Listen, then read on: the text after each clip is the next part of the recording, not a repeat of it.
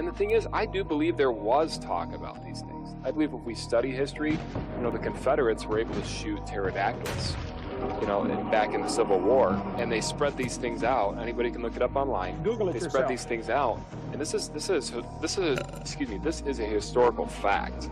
So, they spread this thing out, and it's got a huge winglet. It was a pterodactyl they shot. So, of course, these things have been around. Now, they went extinct, obviously, slowly, but surely. And so, what I'm saying is Jesus wrote a dinosaur to work. That's history. It's in the Bible. How to Train Your Dragon.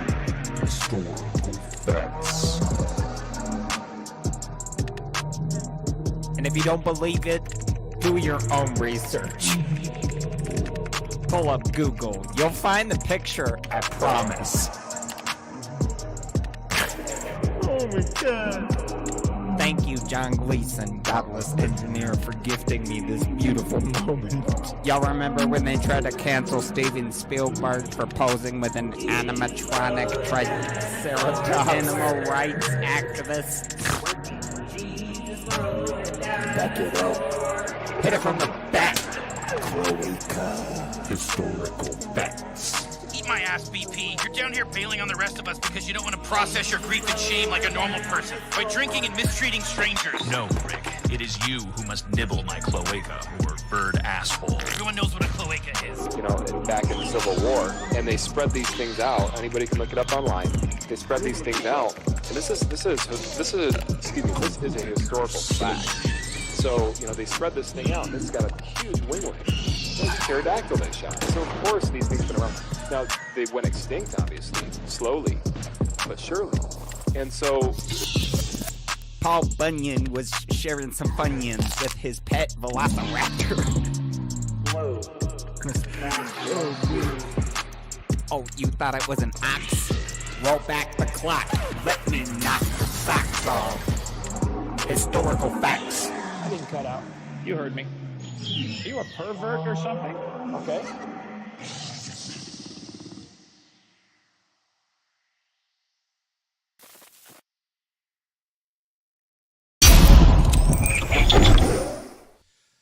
What's up, heathens? How y'all doing?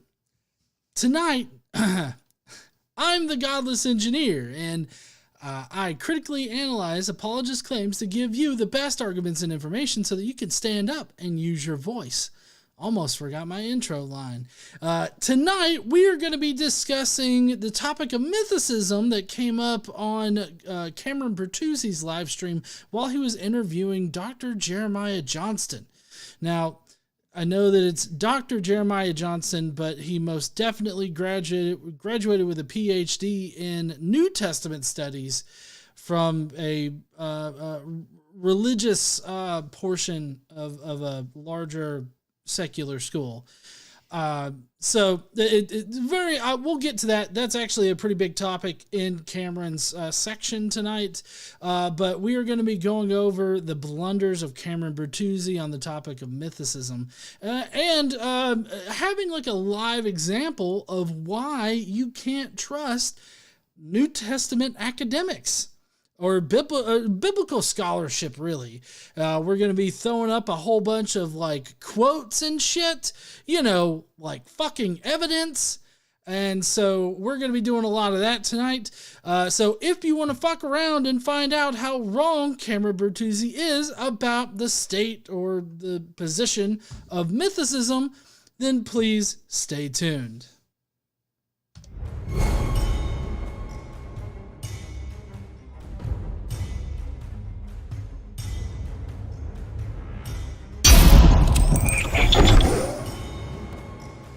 All right, so just to get all of the stuff out of the way, here at Godless Engineer, what we do is we donate each month to charity. This month we donated to Americans United.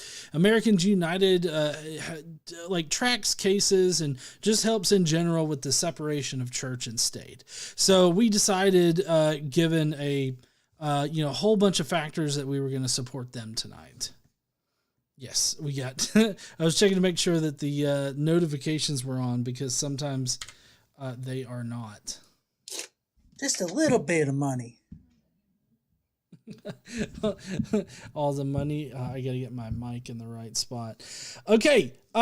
So David says good night is what Daniel M said. Thank you so much there, David. Hope you have a good night and a great weekend there, bud.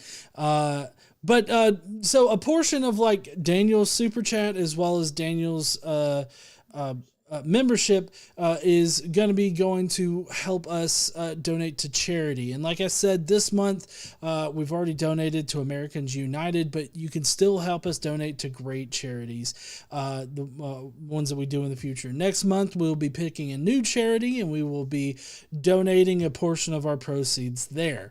So with that out of the way, tonight we've got Cameron Bertuzzi. He interviewed Dr. Jeremiah Johnston, who's got a new book out that's just apologetics. I mean, it's just regurgitating apologetics. Actually, it's repackaging old apologetics that have been beaten to death, and then now they're trying to revive a zombie horse in order for us to continue to beat it to death in new ways. So it's like the rule now is you can't use a baseball bat. You've got to use like, I don't know, one of those cricket bats. You know, I mean, it's just, we got to do the same shit over and over and over again. But it's because they keep repackaging this shit. So anyways, we're going to be going over that tonight. We don't have any Today I Learns, and Josephus is too drunk, and so he's out for tonight. Plus, I wanted tonight to be comments and then the video, because we've got a lot of shit to go over in the video. And then, of course, we've got Skeptic Mafia comments. Of course, one little bit of news from this week is that Donald Trump got indicted, and he's going to be arrested on Tuesday, just like he said. He's going to turn himself in.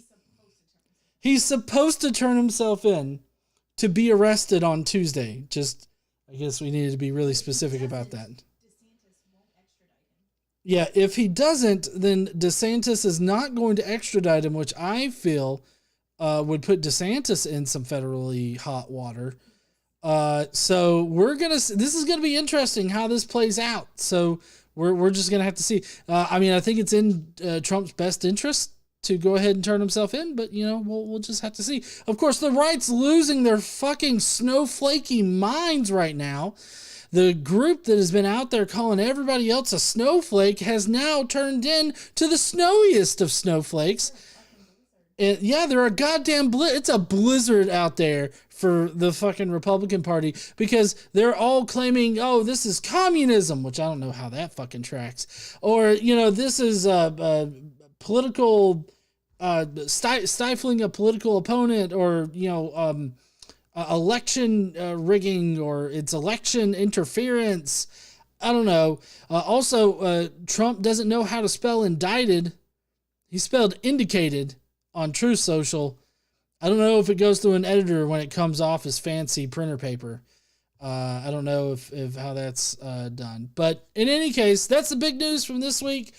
And, you know, generally other things in the United States, horrible. We've got tornadoes ripping across the United States. Is it twice this week that that's happened? Tornadoes ripping across, or was that like broken up by weeks? Just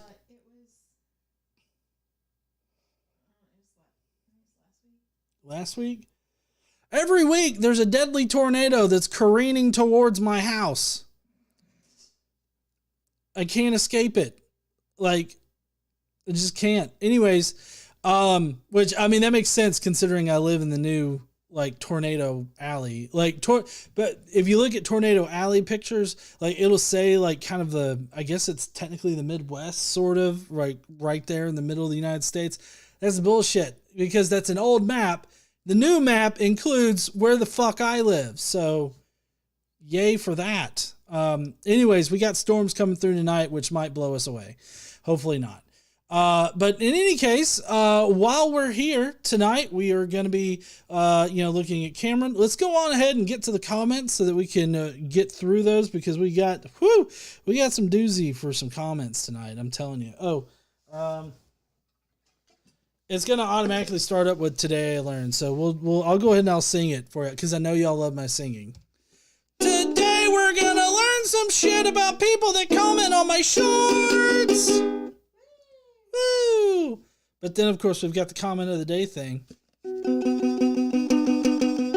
Comments of the day! Prepare to facepalm yourself in the next week.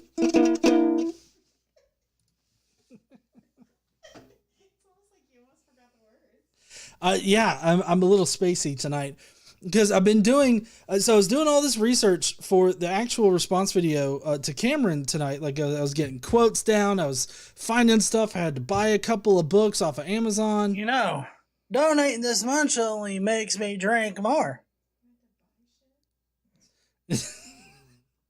Well, there were just a couple books that are referenced that I didn't have from like Hector Avalos. I also bought the Body of Proof book that this guy's hawking in Cameron's video just so that I could have it and I could read it and reference it. It actually helps for tonight's video. 2 Timothy, what the fuck ever? Shut the fuck up. All right. Yeah, he is. You know, donating this much only makes me drink more. All right, so we've got a few super chats. First up's Who's Your Buddy, who says, it's a dystopian nightmare when politicians aren't about the law. Anyone want my recipe for boot heel soup? That doesn't sound like good soup to me. Oh, I already did that one. Yeah. Daniel M says, hey, John, we just had those storms. Nothing to worry about. Oh, okay, because that's not what I was seeing on Twitter.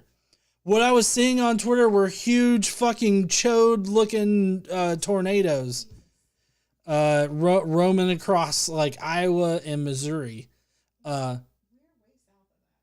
I know, but it's still the same like storm front that's coming through.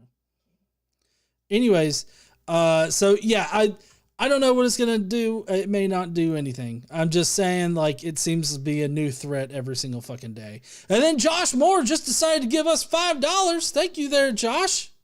Thank you so much for that. All right, so first up on the comments is this person commenting on a really, really, really old video, but it's Mythicist related. It's my first video discussing Flavius Josephus and why he doesn't reference Jesus. So it's Tony Francis. Tony here says, did you know if you tell me about a wise man living somewhere in the mountains and doing paranormal stuff and has many followers, I would have believed you without questioning you or even doing any research about that to fact check it? Why? Because there is no spiritual warfare on that man. Actually, that wise monk is endorsed by the devil.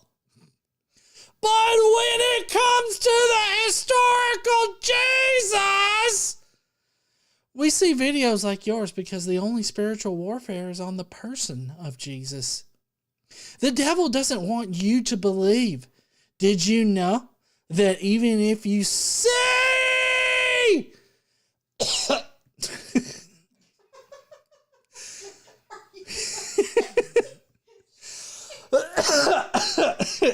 it caused a tickle in my throat. Maybe you should quit drinking all that beer, G.E. With your own eyes, a miracle or a true one done in the name of Jesus, it would be a struggle for you to believe.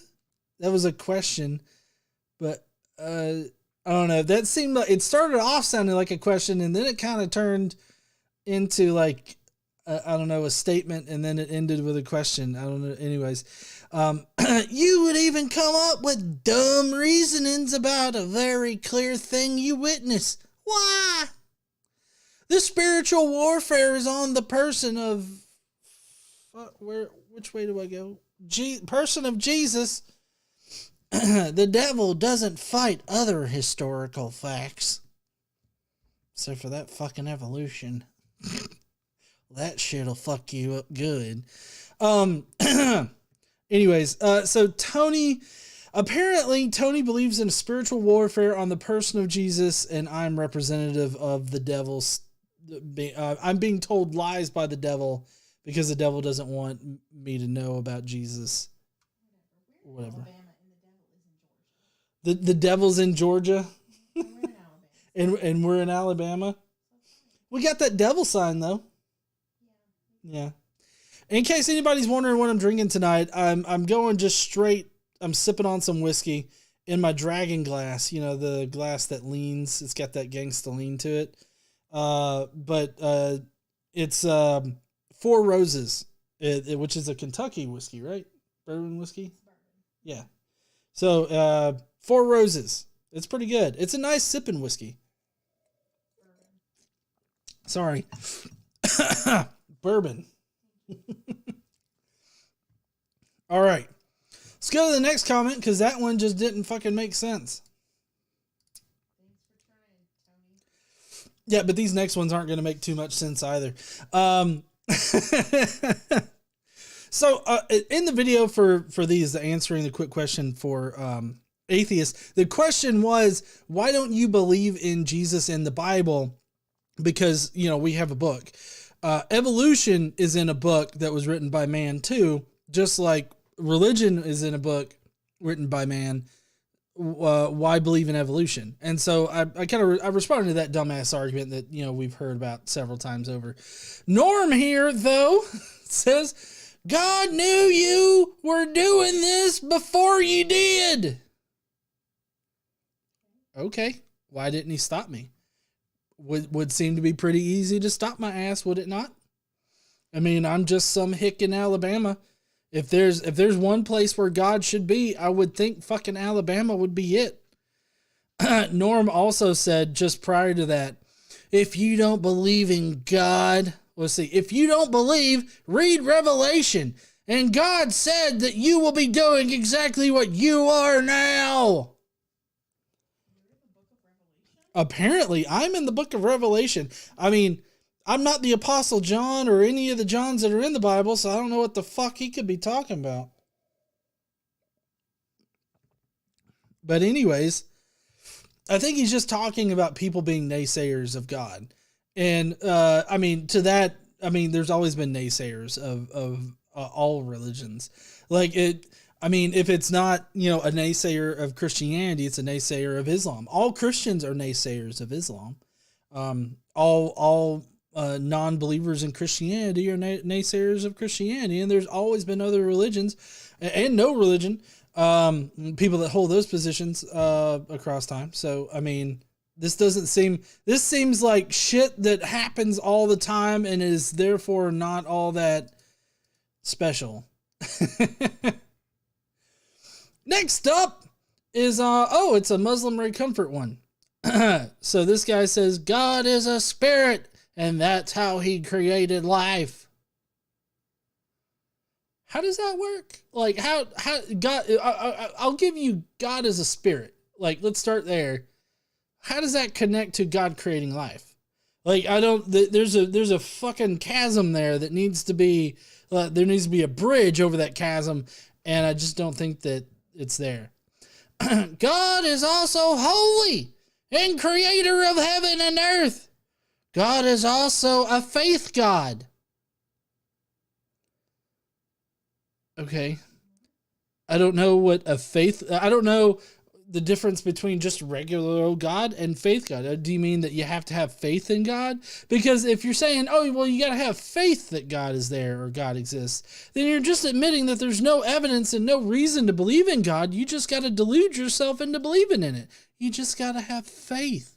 Whenever I hear that kind of dumb shit, I just think you just got to delude yourself into pretending that God does exist until you believe it. There is one true God, is Father, Son, and Holy Spirit. God is one.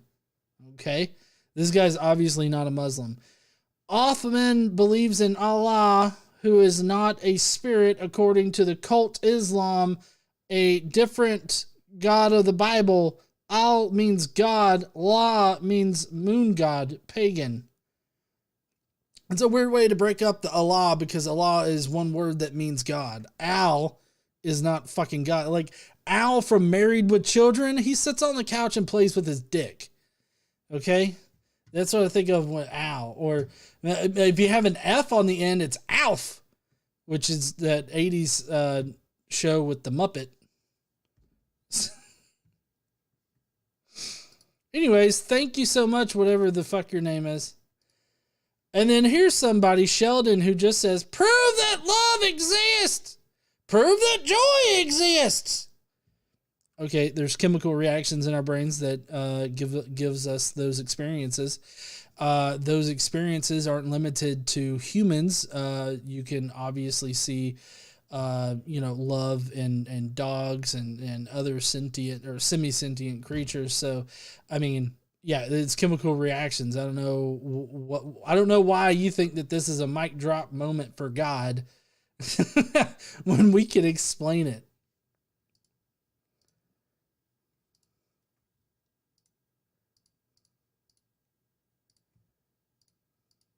All right, here's another quick question thing. Dante's Cristo says, except there is more evidence for the death and resurrection of Jesus. Okay, give it to me. We're actually going to kind of talk about that later on tonight. But for the death of Jesus, see, I don't even think that we have evidence for the death of Jesus, because all we have is Paul's writings. Those are the only writings that we have that give us any kind of indication about Jesus, any independent indication about Jesus. Everything that comes after Paul is influenced by Paul. So we only have Paul. And I mean, he talks about Jesus dying, but he doesn't ever explicitly talk about Jesus being killed on earth. He's very vague about it, and he doesn't exactly explicitly say like who killed Jesus or even where Jesus was killed, just that he did die. When he says evidence for the death, he's talking about Pilate killing Jesus and all that other kind of stuff. And then the resurrection of Jesus. No, we don't have good evidence for that either. Now, this isn't from a mythicist perspective, obviously. I think that the resurrection of Jesus is disproved by the fact that we just simply don't have any records of people actually seeing a Jesus after he died. But even then, I think that you would need like incredibly good evidence in order to overcome the prior probability of Jesus just being mythologized into this resurrecting deity. So, I mean, we don't have that kind of evidence, though. More proof of him than there are of some Greek philosophers that we have no problem accepting. Well, that's not true, as we'll find out later, huh? That's not true. We'll find out a little bit more in detail later, but basically, it's kind of hard to actually maintain that position when you realize that Paul is our only evidence for Jesus, and Paul only got his information from scriptures and from hallucinations. So, I mean, I feel like that is not the same kind, quality, or quantity of evidence that we have for Greek philosophers. Now, there are some people in the past that we don't have a lot of evidence for, so their existence is up in the air. But I mean, we're not comparing Jesus to them. We're comparing Jesus to other dying and rising savior deities in the Mediterranean area. We have several examples of those. Most notably, and the one that I would probably pull out of my pocket as being most similar, is the Osiris cult. They have a lot of similar structure to Christianity. But anyways, what people are doing is just rejecting God. I'm not rejecting God. I mean, I don't believe in God because I'm no longer convinced in God, but it's not like somebody's offering me a big plate of God and I'm like, no, I'm cutting calories right now. I'd rather not have that plate of God. So, I mean, I'm not rejecting God. I'm rejecting y'all's poor evidence for God. There's a difference. And most of the time sitting in his lap in order to do so. That seems really weird and a little bit of a sexual innuendo kind of thing. I don't know, like a grown man sitting in another grown man's lap. Like, I feel like that. I'm not saying there's anything wrong with it. Like, obviously there's nothing wrong with it. I'm just saying, like, it's all this religious mumbo jumbo, and then it's like, you're just grinding on God to do it. And it's like, why you gotta phrase it like that? That's weird. Anyways.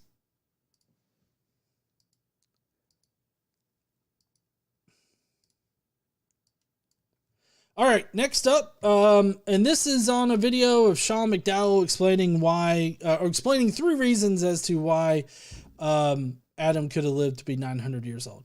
And so this person, 1 Corinthians 15, 1-4, the Pauline Creed, obviously, says that God obviously caused us to age faster. You want some scientific evidence? Ask God. Okay.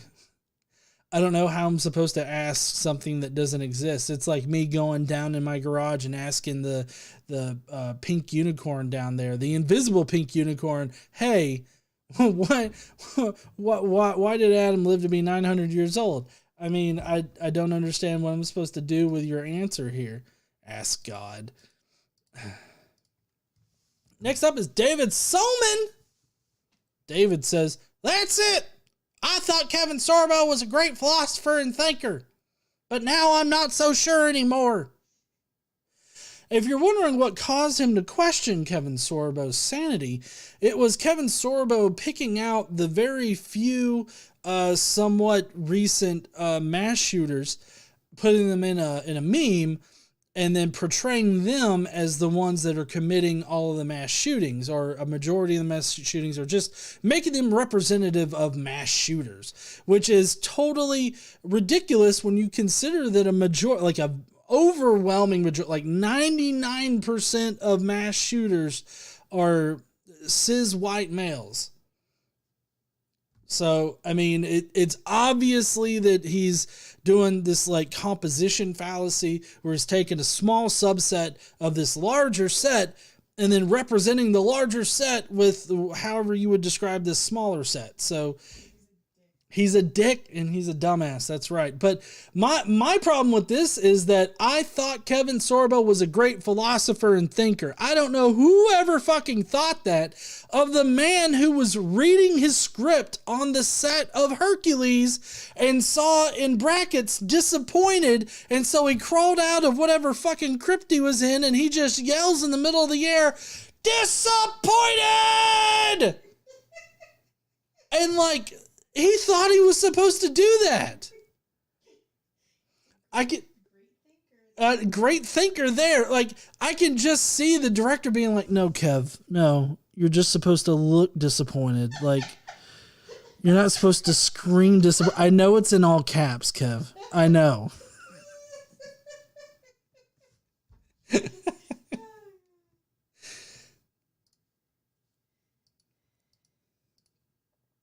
All right, we just got 2 more, and they're really short. So this guy right here, he for some reason decided to like angle his phone to where we could see like his brainstem through his nose.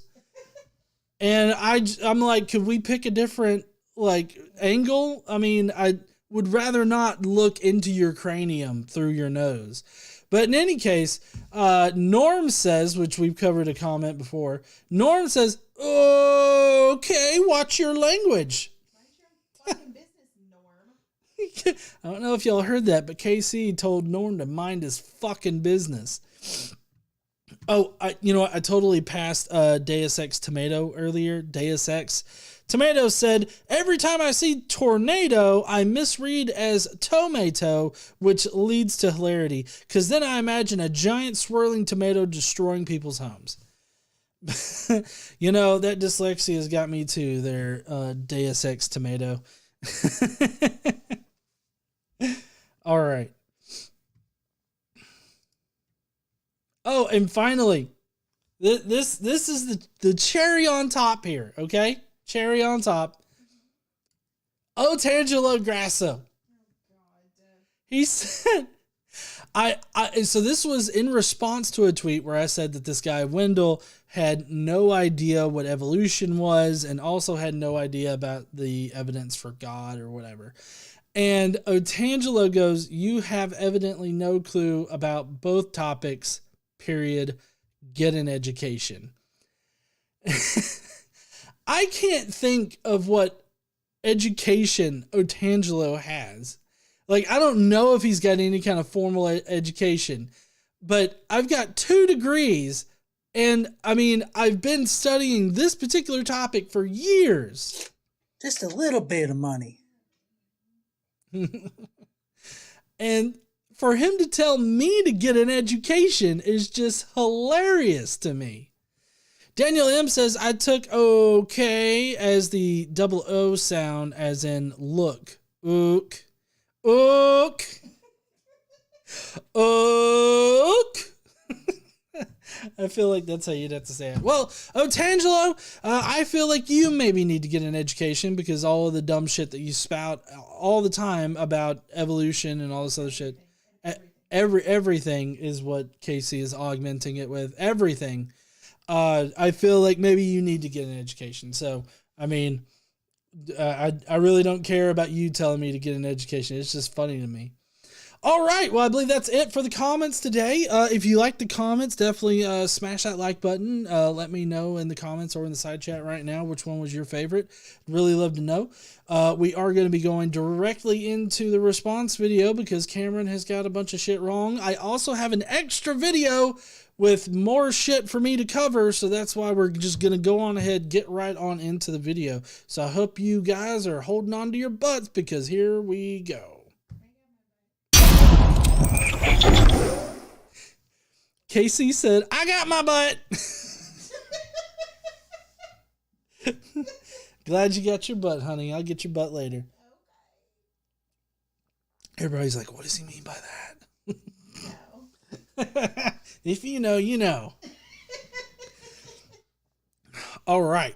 So, the second video that the Skeptic Mafia hasn't seen is really just sort of an example video. I took some clips from other portions of the interview where I feel like it highlights some information that's pertinent to the criticism that they're leveling against mythicism. So we will be covering a little bit of an extra video, but this is Cameron Bertuzzi and Dr. Jeremiah Johnston, who are misrepresenting mythicism, okay? Reality Revolutions! You know, donating this much only makes me drink more. That's right. Reality Revolution says, thanks, GE. You're welcome there, Reality. I also have more inflammatory shit that will be coming out in the next week or two. So, Cameron here had Jeremiah on so that they could discuss his new book. They wanted to hawk his apologetic book that is in my opinion, it's quite bad. I haven't read all of it, but I have read some of it. And it's a pop level book meant for people, for lay people, right? So don't expect too many, I guess, citations or footnotes. In fact, I mean, there are a good number of footnotes, I will say, but one of the footnotes is just a tweet from somebody on Twitter. I'm assuming that the person said something that was necessary for his book, but honey, he's got a doctorate. He's got Casey said he's got a doctorate. Anyways, so Jeremiah Johnston has studied under Dr. Craig Evans, who we've covered here before on this channel. He's also got several degrees from like theological seminaries and also very religiously oriented organizations. He currently works for a Baptist organization, and he's written a book called The Body of Proof, which I will discuss a little bit in case you're curious about how bad it is. I do have this section, the smallest section on mythicism where he covers mythicism. We're actually going to read through that, and we're going to look at what he thinks about mythicism, which is not much. He definitely doesn't interact with any of the mythicist material. He just sort of pulls arguments out of his ass, maybe some common arguments that he sees like on Twitter, because apparently that's where he lives at. Citation, bitch. I got a tweet right here in my back pocket, you motherfucker. Anyways, okay. So we're going to take this seriously now. All right. So now Cameron's going to lead in with the question, and, I'll give my thoughts. So anyways. Let's move on to just a couple more questions, and I think we'll close it out. So someone did just ask, actually, it be me is their name. Has Dr. Johnston responded at all to any of the mythicist objections? No.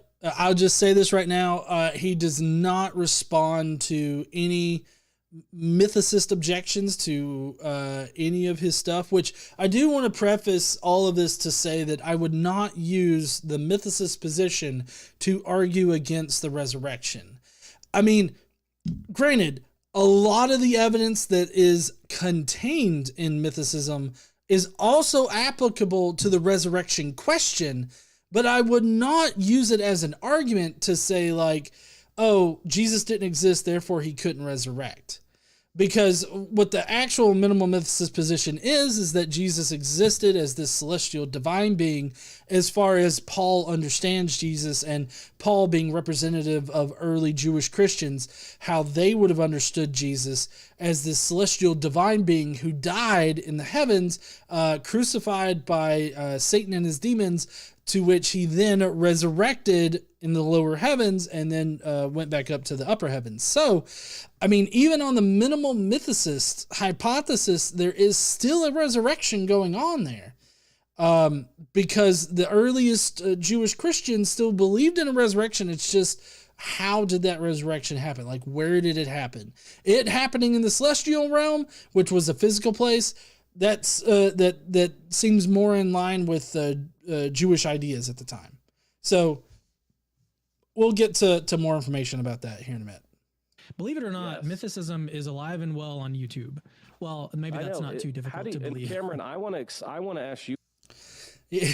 So another thing to point out here is that Mythicism is not just alive and well on YouTube. I mean, it is. There are plenty of people talking about it. There is a discussion being going on around this topic, and more people are starting to actually address the topic, albeit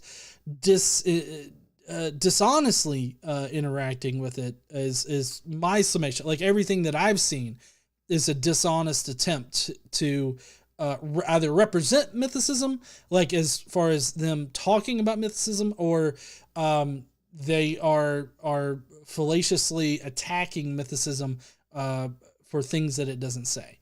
And so it is on YouTube, but it's also very much alive and well in the academic community. Currently, there are 37 scholars that are either doubtful of Jesus's existence as a historical person, or they're at least sympathetic to the minimal mythicist position. So with 37 scholars that are that are in that category, and plus there being 2 peer-reviewed monographs about the topic, both peer-reviewed, just like other like textbooks and everything like that's been published, other journal articles.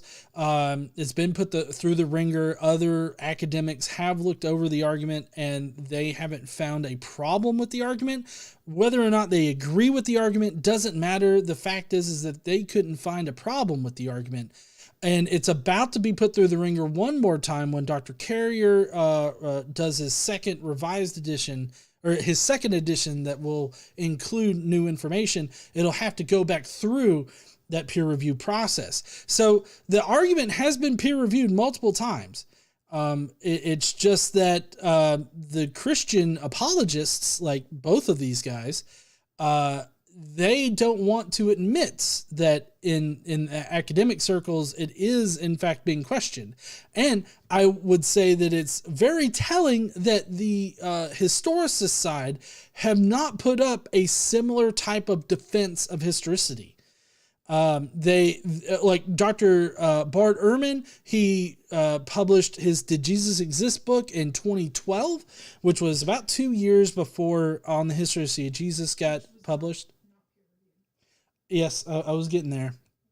Another thing is that Did Jesus Exist by Bart Ehrman is not peer reviewed. It's a popular level book. So no other academics had to like give their input on it or tell Bart that he needed to rework stuff or catch any errors that he might have had, which he's got plenty of. 2 Timothy, what the fuck ever? Shut the fuck up. Reality Revolution says 39 scholars now, GE, not 37. 39. Oh shit. Yeah. Sorry. I was thinking 37, but yeah, it's 39 now. There's 39 scholars. So yeah, here's the thing.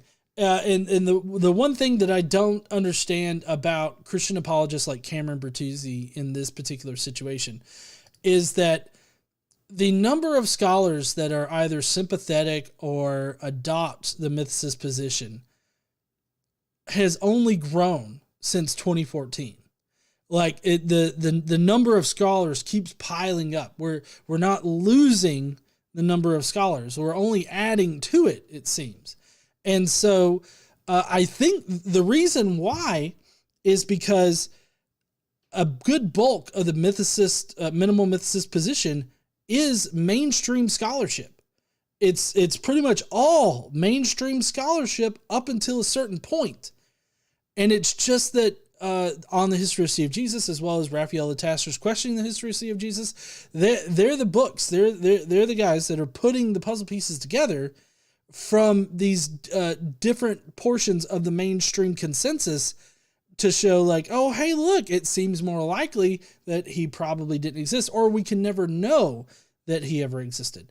So it's weird how they're framing it as an online phenomenon. Every single apologist that I've heard frames it this way, that it's this online phenomenon. It's not.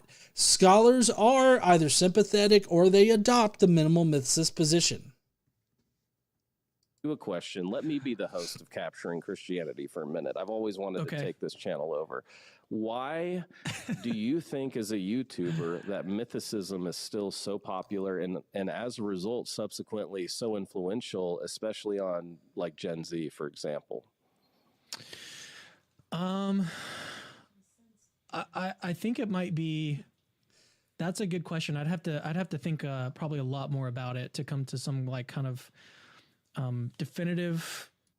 So he's going to eventually get there and he's going to continue to talk about it. But what Cameron eventually says is rather dumb. What I think is happening here is that as people are exposed to the actual mythicist hypothesis, instead of the pre-2014 non-academic mythicist community, I feel like being exposed to the more academic version of the argument, people are becoming convinced because it's the least ad hoc explanation.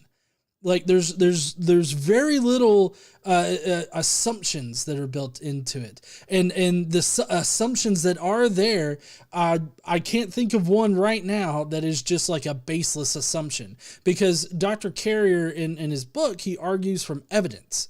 He doesn't argue from evidence that we don't have or anything like that. And that's the reason why I really focus on Carrier's version of the mythicist argument, is because he's based on evidence. He has evidence for every conclusion that he comes to, and every conclusion that he comes to, whether it's due to direct evidence or inferred information, he has good reasons to come to it. And so when we think about the vast landscape of Jewish ideology in the first century and how the Jews were thinking about their faith, it seems likely that a myth about Jesus would have eventually started even if there was no person around to like model off of it, because the entire model for Jesus, or the Messiah rather, is already in the Old Testament. They just use the Old Testament to create the New Testament and this new gospel of Jesus. That's all they did. And so I would love, here's what I would like. It would be awesome if I could talk to Cameron about mythicism and answer his questions about it, because I get that an 800-page book, which I've got. No. I don't have it close to me right now, but On the Historicity of Jesus is like an 800 or so page book. Jesus from Outer Space is a lot shorter than that. It's a bit more accessible, but I get it. People don't want to read things that they disagree with. I have a huge problem with reading the body of proof or the case for Christ or anything like that, mainly because I hear a bunch of dumb shit said in quick succession and I get a headache, and so I got to stop. But On the Historicity of Jesus is such a verbose book. I get it that people don't want to spend the time to read it. That's why I try to make myself available and try to put out information about it, giving you good information about the hypothesis. And so it's crazy to me that none of these people will even do the most basic of research on the topic, like at all. Even On the Historicity of Jesus is only $35 on fucking Amazon. It's not that expensive. Conclusion, but I think. Oh yes, Lataster's book is priced outside of the realm of like accessibility, really, for a lot of people, because it's an actual college textbook. So if you think in terms of college textbooks, it's like $100-$200, but it was published by Brill, so there's that. I think what it might be coupled with is this sort of, I'm trying to think of the right term for it, but a distrust of authorities, especially when you think that authority is biased towards some conclusion. So you're just going to disbelieve that person and then go and find some other authority that you sort of agree with already, and then use that person. So I'm noticing, like, even with my work, my own work, I'm trying to always point people in the direction, because I'm a layman. I'm always trying to point them in the direction of the experts. Like, follow this guy, listen to what this guy has to say, listen to this expert. And instead of listening to what me, a YouTuber, a photographer, a layman, like, don't listen to what I have to say. Because even when I put out my own videos, I always have them vetted by philosophers. Like, I'll have a philosopher read the script and provide comments and feedback and point out different bad arguments that I'm making and stuff.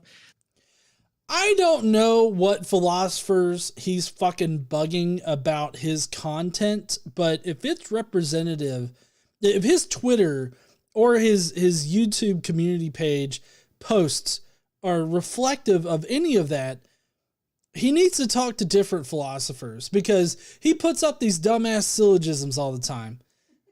And they obviously don't make sense. Like, they've got flawed premises and all this other kind of stuff. Now, he could be doing that just to gain traction on the social media algorithms and get people talking about it, because you get a whole bunch of atheists that are like, point number 4 is dumb as fuck. Why would you have that up there? Obviously that's gonna get you around social media, because people are gonna engage with it. So maybe he's doing that because he knows that people will like have a problem with his dumbass syllogisms. But from what I can tell of his content that he's got on Capturing Christianity, I mean, it's pretty much just basic apologetics. Like, it really is. Low bar Bill, he uses low bar Bill logic a lot. So I mean, it just, he doesn't ever really present like deep philosophical arguments like he thinks he does. But I mean, that's just my opinion. I don't think that Cameron has good content as far as the philosophical side of it goes. I'm sure he feels the exact same way about mine. So I mean, we're on even ground there. But he's sitting there saying that, like, the reason why people are starting to accept mythicism more often is because we have a bias against Christian scholars. And he elaborates a little bit more on this here coming up here in a minute, but notice how he's really putting a focus on the authorities, or people that he considers the authorities. He says that don't trust me, go and listen to the authorities, which, I mean, I can agree with. Go listen to the experts. But when I write my mythicism videos, I do citations. I provide citations. And if I don't have citations in the description, I can definitely give you citations for the things that I talk about. But another thing is that I also work off of an argument from evidence. I will provide you with the evidence that has been argued by the experts. And usually I also cite where the experts say this shit. So I guess I'm in the same boat as Cameron, with the exception that I'm not sitting there self-denigrating or denigrating myself and saying like, oh, I'm just some lowly fuck, don't listen to me.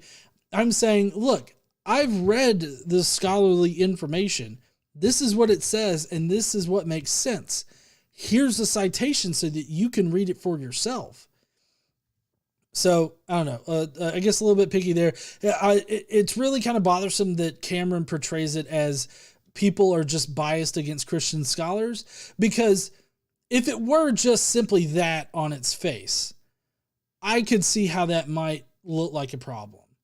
But that's not what the issue is. I distrust Christian scholars because, as we'll see here in a minute, there's a good reason to distrust Christian scholars, like biblical scholars, New Testament scholars, and all that. I'm not saying that everything that they write or every conclusion they come to is tainted because they are Christian. I'm saying that they are Christian, and therefore their conclusions can be tainted by that dogmatic faith.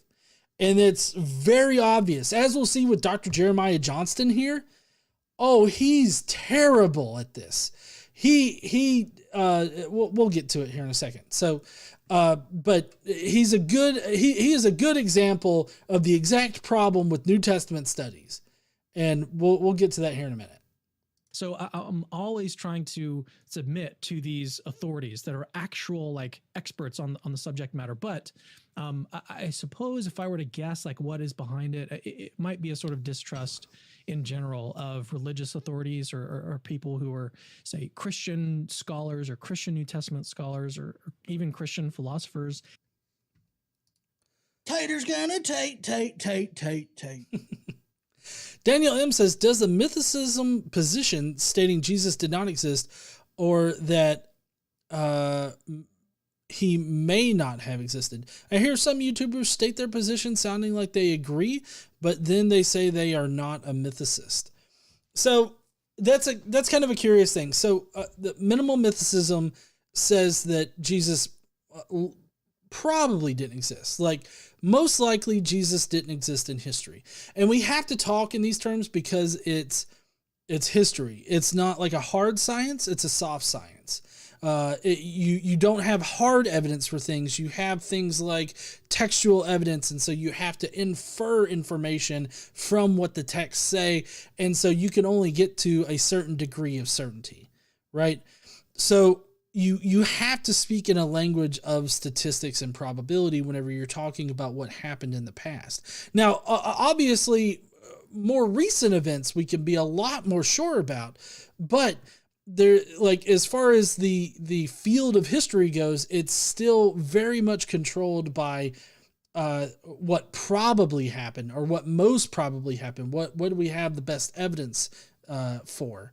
But then Daniel says that I've heard some YouTubers state their position is sounding like that, but then they say they're not a mythicist. I'm not exactly sure what they've said, but what the common thing that I have heard from people when I've been discussing mythicism is that they agree that the gospel Jesus or the Jesus of the Bible did not exist.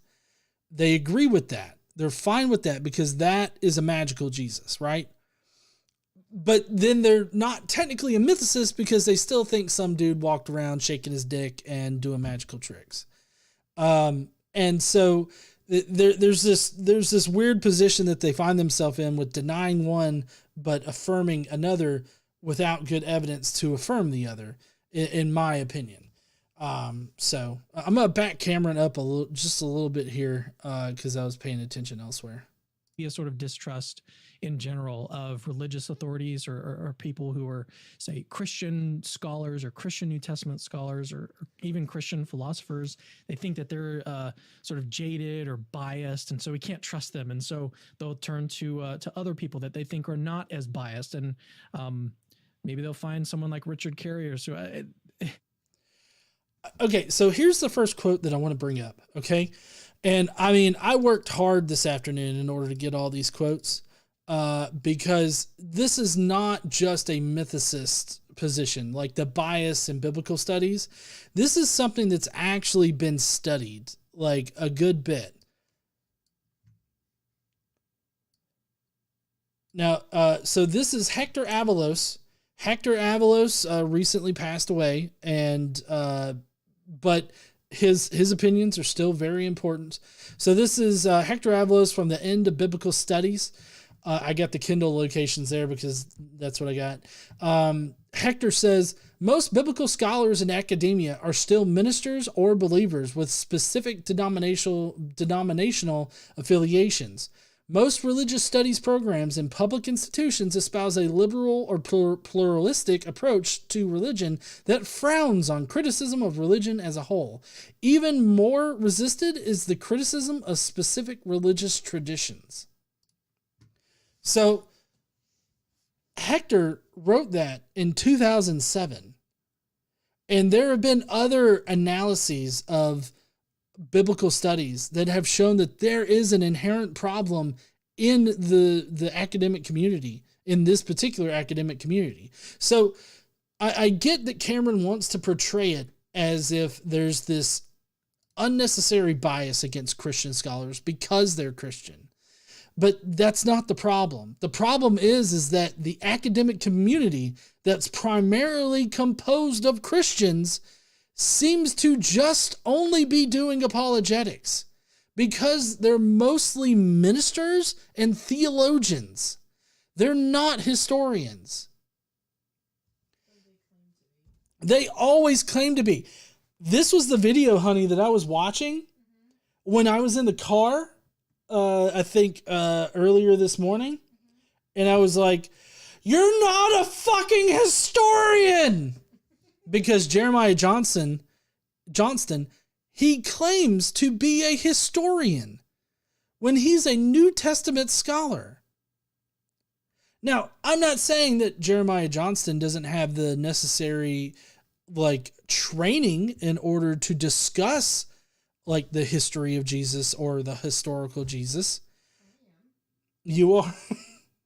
I'm saying as far as historical Jesus studies go, historical Jesus studies is primarily comprised of textual critics, biblical scholars, and New Testament scholars, right? Not historians. So it's really just a little bit of nuance here, because saying, oh, I am a historian gives you a little bit different of a credibility than, oh, I'm a New Testament scholar. A New Testament scholar is an educated apologist. Yeah. The reason why I don't think that this, I'm a little bit hesitant to put this hypothesis out there is because I can't understand how someone could think that a Christian scholar is biased, but then read Richard Carrier and think that he's not biased. Oh, I'm so glad you brought up this fucking topic, Cameron. That was a lot. Sorry, but I got receipts. Either outcome would satisfy me. This is Carrier talking about either historicity or ahistoricity. For my biases are such as to make no difference what the result should be. I only want the truth to be settled. Nevertheless, all historians have biases, whatever. And only sound methods will prevent those from too greatly affecting our essential results. No progress in historical knowledge, in fact, no historical knowledge at all, would be possible without such methods. Richard Carrier on the historicity of Jesus, pages 9 and 10. The very beginning of the book, Carrier admits, yes, all historians have biases. But how do you say that word? Biases? Biases. All historians have biases. But it's through the method that we use can we remove as much of that bias as possible. And Dr. Carrier in his book, and I'm mentioning Dr. Carrier so much because he's got the minimal mythicist position. He's the one that puts it forward, and he's the one that wrote about it. So I'm going directly back to the source of my position. But Dr. Carrier, throughout his book, he argues for two possibilities. He argues a fortiori, which means from the strongest position possible is what that indicates. And so from the strongest position possible, what's the most charitable we can be about the evidence for Jesus? And so he analyzes the evidence based on that, and he comes to a conclusion. And the a fortiori conclusion is he gives a specific number, 33%, but basically it's unlikely that Jesus existed in history, right? Not incredibly unlikely. There's still a possibility for Jesus to have existed. He even admits that. Of course, his lower conclusion is much more aligned with what his opinion is about the evidence. The one is going against his opinion and giving Christians some ground on some evidence. Like, I can give you a really good example of this. So for Romans 1:3 being evidence for a historical Jesus, Dr. Carrier's minimal mythicism actually counts in favor of historicity. He says that it's twice as likely that verse would exist in the way that it does on historicity as ahistoricity. Of course, he makes a cogent argument for why ahistoricity actually does make more sense. But as far as arguing a fortiori goes, he argues that it's twice as likely. So Cameron asks the question, how do we read Richard Carrier and not see biases there too? Well, he admits that there are biases, but we can see through his methodology that he tries to weed those biases out by having an a fortiori position that is his conclusion that he puts forth. But he also has something that's more along the lines of what his opinion about the evidence is. So, no, there's no way he's read OHJ, not even a little fucking bit. Or even even if he read it, I doubt that he would actually be able to understand the argument that's being put forth. Because I feel like, and this is just my opinion, I feel like Cameron is very clouded with his faith. Look, if Cameron has to consult philosophers for his dumbass tweets, he will never understand OHJ. Y'all probably couldn't hear that, but Casey said that if Cameron has to consult philosophers for his dumbass tweets, then he will never understand OHJ. No, I don't think that you're wrong either there, hun, but, whatever. Sorry, I didn't mean that whatever on you. I meant whatever for Cameron. Okay.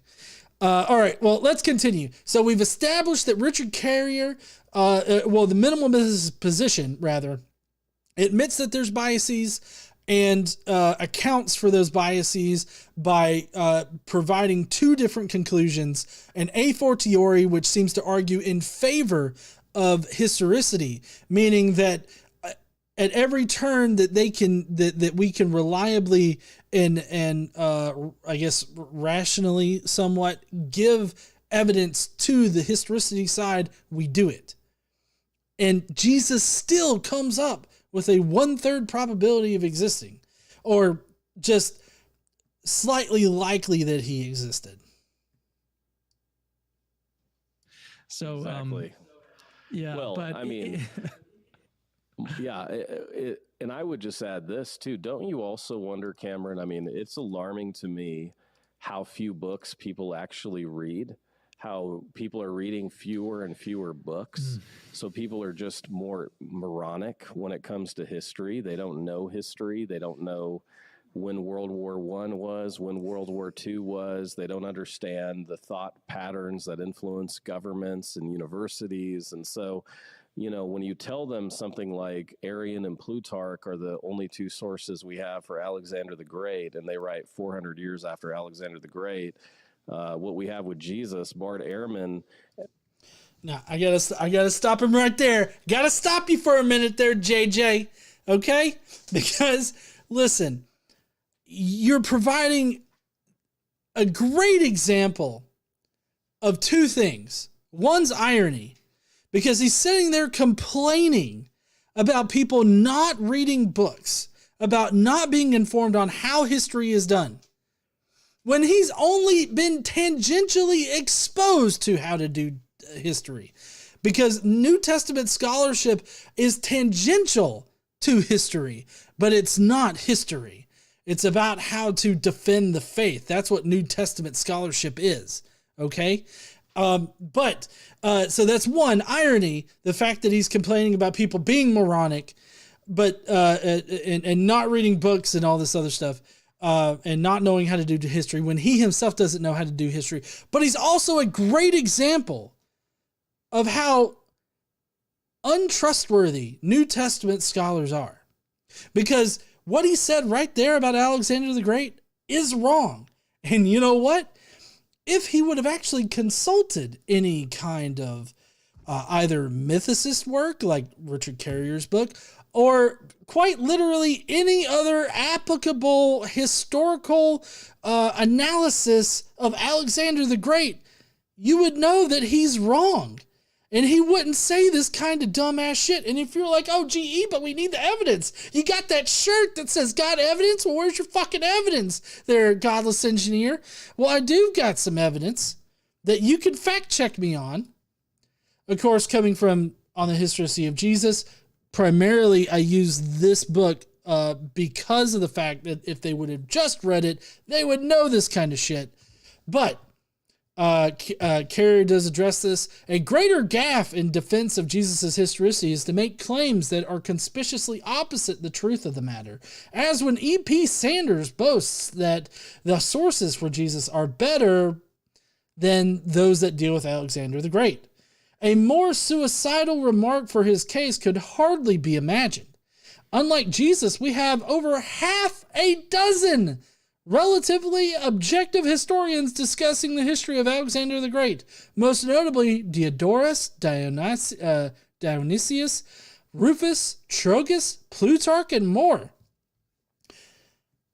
That's Richard Carrier on the Historicity of Jesus, page 43. Page 43! It's on page 90 of Jesus from Outer Space if you don't want a big fucking book with all the information in it. But Jesus from Outer Space is really good too. It's got, the same information. It's just a pop level version of On the Historicity of Jesus. But the Audible book for Jesus from Outer Space will be coming soon and voiced by KC. Yeah, we're both going to learn how to do audiobooks.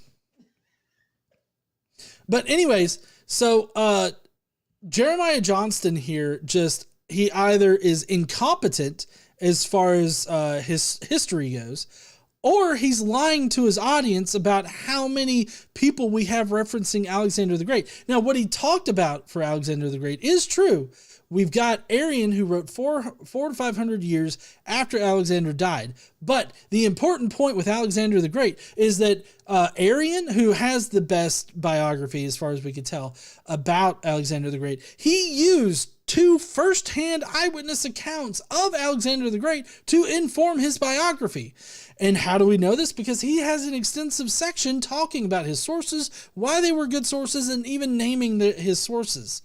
And Plutarch would have done the exact same thing too, because Plutarch was an actual ancient historian. So he would have had a section discussing his sources. He would have had a section discussing why those sources are the best sources to use and all this other stuff. But Arian and Plutarch are 2 sources, but we have more than that. It's just that Arian is the best biography that we have of Alexander the Great. That's it. So Jeremiah Johnston is a prime example of why you should not trust what New Testament scholars say. Now, that doesn't mean, I don't mean for that to come across as they're all lying to you or everything they say is false. That's not what that means. What that means is that you've got to be super critical of these scholars. You got to be super critical of somebody like Dr. Jeremiah Johnston here, because like I said, he's either incompetent or he's lying, because he would have, like, in this particular area, if he was an expert in this area, he would have understood the sources we have for Alexander the Great. But we don't. And or if he didn't know about that, he should know how to research that to better inform himself. We could be very charitable here, and we could say, well, Jeremiah Johnston just pulled two names out of his ass because those are the two names that he knows. But if you're going to be speaking about this, he wrote a section, we're going to cover his section in his book, but he wrote about this in his book about mythicism. You would think that you would do a little bit of research on the topic. Like, he values the whole scholarly community, right? He talks all throughout this interview about the scholarly community. What do scholars say about this? What do scholars say about that? But yet, when it comes to the opposition in this manner, he does not consult scholars. Why is that? Why won't they consult the scholars on it?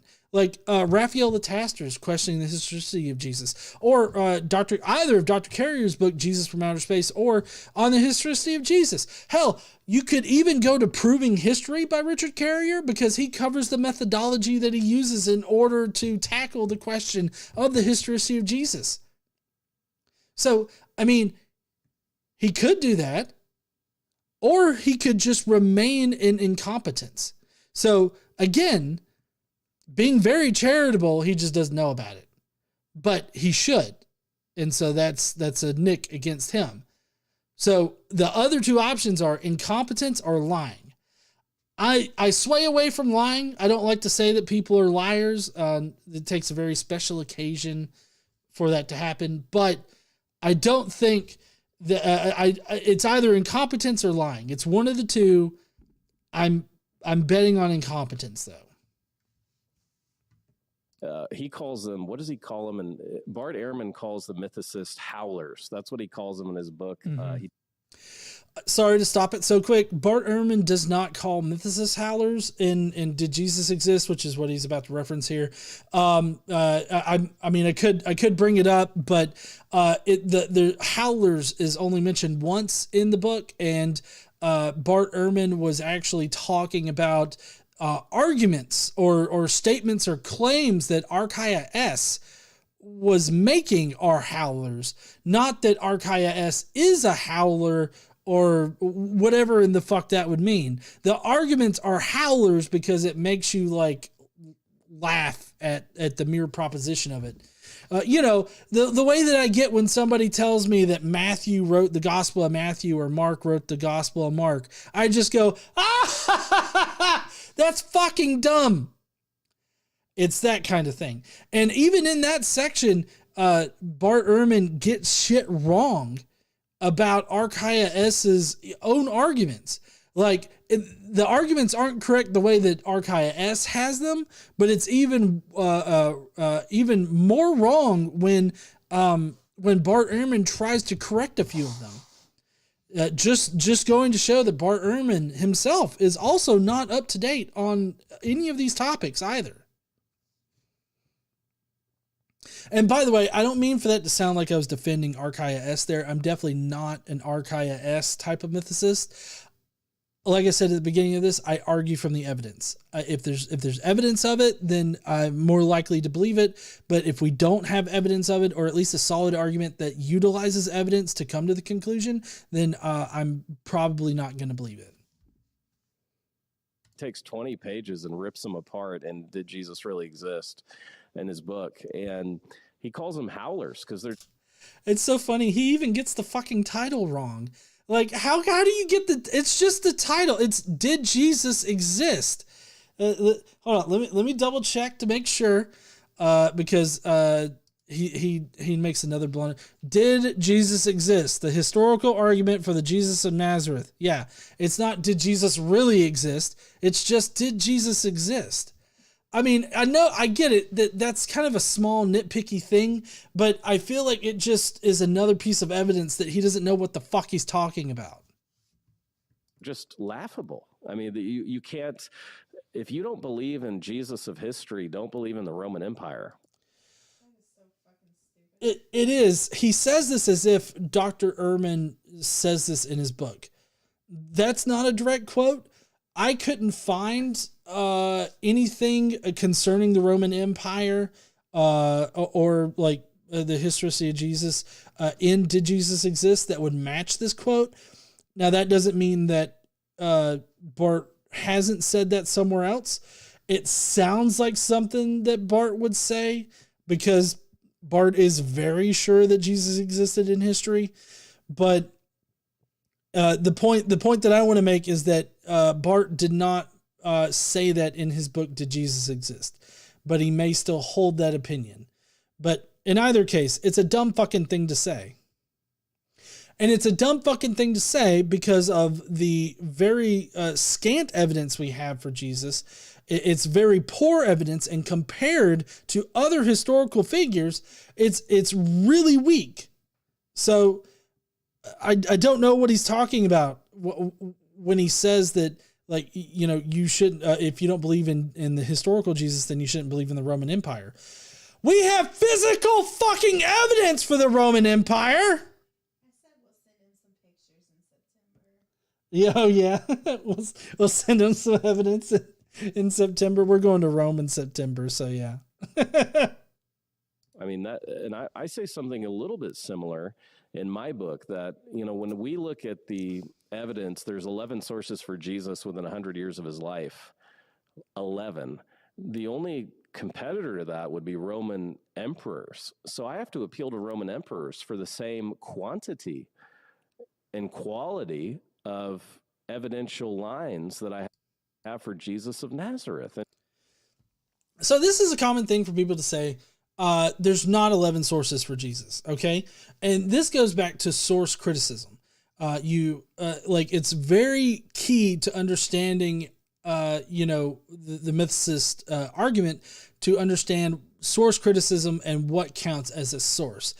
What we're looking for as far as sources goes is independent sources. This would be people that are independent of the faith of Christianity or independent of other sources talking about Jesus and Christianity, right? So we want independent sources for one. For two, we want eyewitness testimony, which we don't have. But the funny thing is that he believes Matthew wrote Matthew, Mark wrote Mark, Luke wrote Luke, and John wrote John. Okay? Even on the consensus of mainstream New Testament scholarship, that's fringe itself. Because the consensus of scholars now is that they're anonymous works. And obviously, Jeremiah Johnston, as well as Cameron Bertuzzi here, they're perfectly fine with going with the fringes and the positions that are laughed at by the rest of the scholarly community. They're fine with accepting those positions as long as it advances their own positions. As soon as it goes against their position, they're totally against it. So it's very weird right there how they do that, because they won't tell you that is a fringe position. They won't tell you that a very small portion of the scholarly community accepts that position. I forgot what he was talking about. Sorry. Years of his life, 11. The only right. We were talking about sources. So if we just step through the sources and we just think about them logically, you'll see how flawed the count of 11 is. The first source we have about Jesus is Paul. Right? He's independently writing about Jesus. He obviously has sources in the already existing Jewish Christian community. So obviously he's getting information from somewhere, and also the scriptures as well as visions. But that's our first actual textual source that we still have today. Now, after that, you would have to point out that we've got the Gospels, right? Well, they're all ultimately based off of Paul's work. Mark is based off of Paul's work, or at least is influenced by Paul, which makes Mark not a independent work. Now, could there be independent information contained within Mark that's not dependent upon Paul or any other sources? Yes. But the trick is, what methodology are you going to use in order to sort that information out? How do you determine between the independent information and the non-independent information? Obviously, the dependent information is going to exist in other sources, like Paul's work, right? That's going to be the dependent information. But how do you know that the rest of the information is truly independent, or is it based on some work that we don't have anymore? Or is it just fabricated by the author? You have to have a good methodology for sorting out those kinds of details to come to a solid conclusion about independence before you can make any kind of actual conclusion. And the problem with New Testament scholars, as Jeremiah Johnston and others, is that they think they know where the information comes from, and it comes from a fabricated independent source that they just so happen to analyze in their minds without any kind of actual textual evidence for it. The Q document, they say that, oh, well, that's independent. It's an independent source about Jesus' sayings and some of the things that he did in life. How do you know that? We can't actually analyze the text because we don't have the text. For all we know, it's completely fabricated. So anyways, that's Mark. The other Gospels are based on Mark. And similarly to the problem between Paul and Mark and the rest of the community, we have this same synoptic problem for Mark, Matthew, and Luke. And John, rather. I mean, John's also connected to all this. And I'll explain that here in a second. But basically, Matthew and Luke both based their Gospels on Mark, and Luke based part of his Gospel on Matthew. And so that means that Mark is contained in all the Gospels, and then John uses the Gospels to construct a different kind of gospel, but we still can tell that it was influenced by the other Gospels. One of the most notable things that indicate this is the story of Lazarus. In Luke, Lazarus is a parable told by Jesus. It's not a real Lazarus. But then in John, he reifies this information into history by making Lazarus a real, literal person that is resurrected by Jesus. It's a similar message, it's just turned on its head. It shows that most likely John knew about this Lazarus in Luke, and so he wrote a contrary account of it that sends a completely opposite message.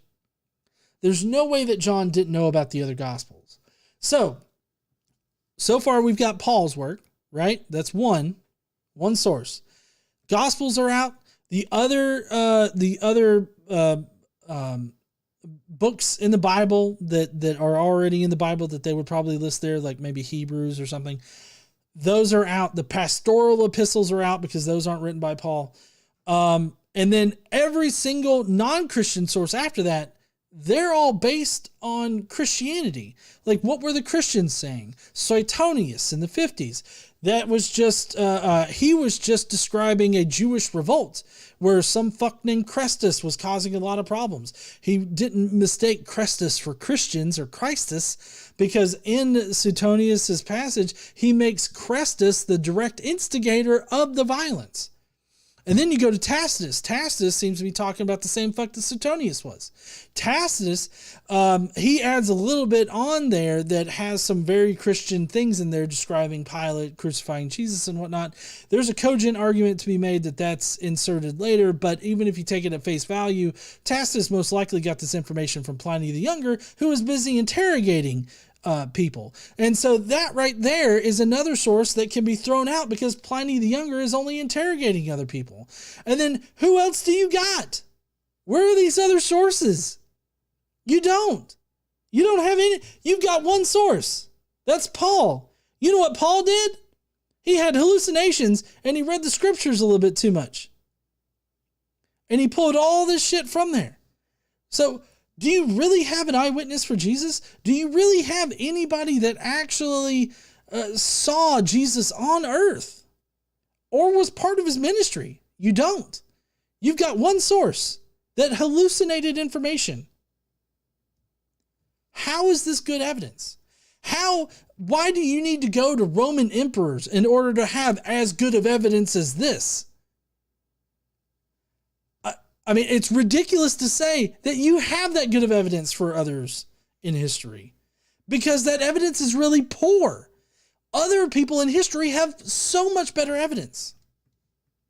Competitor to that would be Roman emperors. So I have to appeal to Roman emperors for the same quantity and quality of evidential lines that I have for Jesus of Nazareth. And yet you go on YouTube, and like you said, that's a fact. I'm not going to forget you said that. Mythicism is alive and well on YouTube. And so I just think there's like a real misunderstanding. You probably should do some shows on, and you probably already have, knowing you, just what history is, how we do history, and how we learn from the past to make decisions that influence us today. I would totally fucking love that show. Okay? I think Cameron should do it. Because, in my opinion, it's the criteria that people use for historicity that outs them as not being trustworthy for giving us information about history. I mean, there's several things that are very specifically Christian in proving Jesus existed in history. It includes like totally misunderstanding verses in Paul. Another thing is that they have this one criteria called the Aramaic criteria. Basically, if there's something in the Gospels that's in Aramaic or makes more sense in Aramaic, then Jesus probably spoke it. I'm sorry. How does that fucking make sense? How does that piece of evidence actually make sense? Do we actually use this kind of evidence for other people in history? Fuck no. Or at least not to my knowledge. But you're trying to tell me that Jesus was the only fuck walking around speaking Aramaic at the time? And that's how we know that he spoke it? Or that he spoke the words, not that he spoke Aramaic. He most likely spoke Aramaic, but other people were speaking Aramaic. Just because a writer invented some phrase or some saying in Aramaic or copied something from somewhere else in Aramaic, that doesn't mean that Jesus actually existed and said that. But this is the kind of criteria that people like Dr. Bart Ehrman use. So I simply don't understand why they wouldn't want to put their criteria out there. Why wouldn't you want to put your methodology out there? Go on ahead, put it out there. Because as soon as you put it out there, people are going to see how wrong it is. People are going to see how bad the methodology is. Because the methodology for proving the historicity of Jesus is just as bad as the methodology they use for proving the resurrection of Jesus. If you look at the criteria for the resurrection, like the evidence that they use for the resurrection of Jesus, it's similar in quality and quantity, for that matter, as what they use for the historicity of Jesus. Like, I'll just give you a for instance, right? Gary Habermas and even the Maximal Data case, they all say that women finding the tomb is unlikely. So therefore, women must have found the tomb empty. And so that's like a fact of history and that it can be used to prove the resurrection.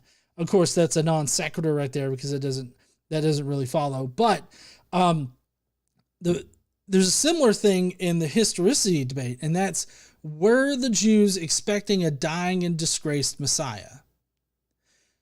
They will say no, and they will appeal to whatever they have to appeal to in order to make the case that there was no dying and rising Messiah expected in Judaism. When in fact we know that that's not true, and we know this by using later Jewish theology, being that they interpreted the suffering servant of Isaiah 52 and 53 as being the Messiah or the coming Messiah.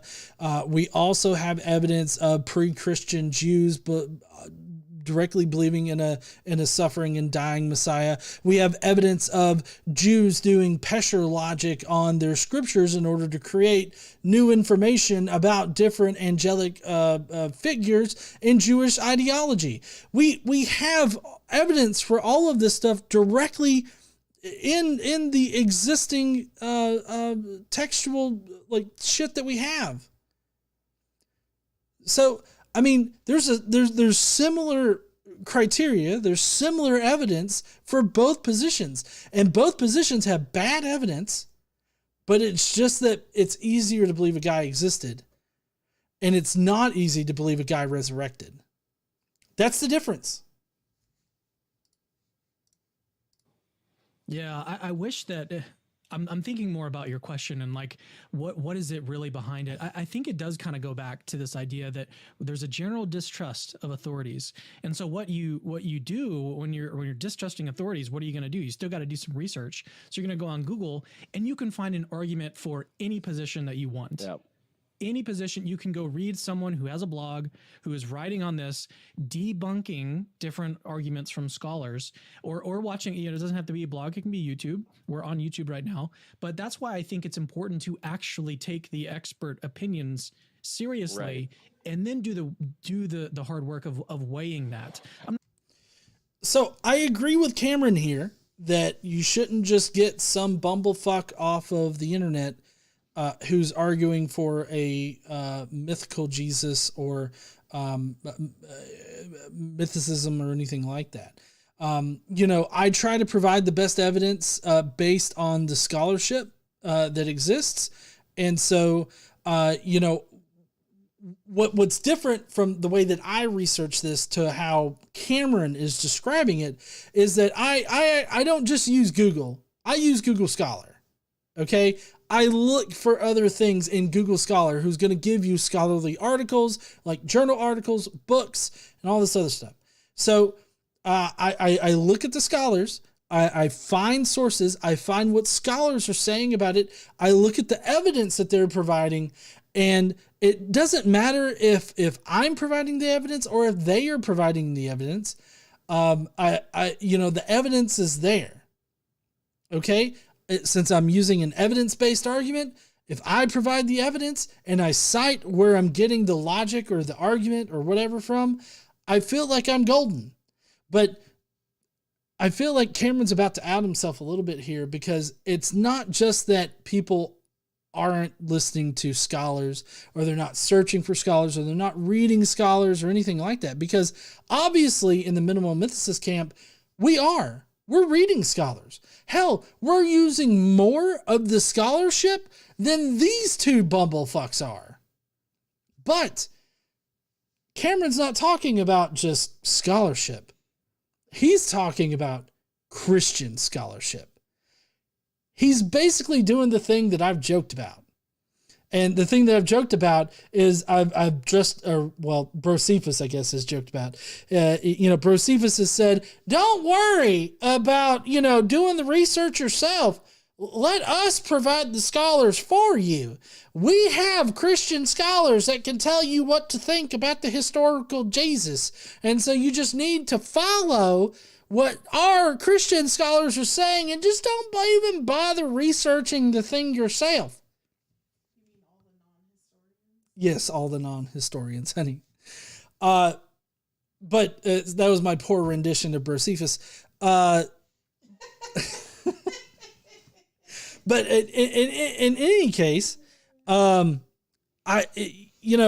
feel like Cameron, and you'll see why here in a second, but I feel like Cameron really just has a problem with people distrusting Christian scholars. Not because they're Christian, but because typically Christian scholars in this particular area of academia are not trustworthy. And I've got a 5-minute video that we can also kind of look at real quick here in a minute to really highlight this. not saying that you're going to be completely irrational if you come on the side of like, okay, I disagree with this scholar, I disagree with this scholar. But the point is to read the scholarship, and I think that's probably what's missing in a lot of the mythicism.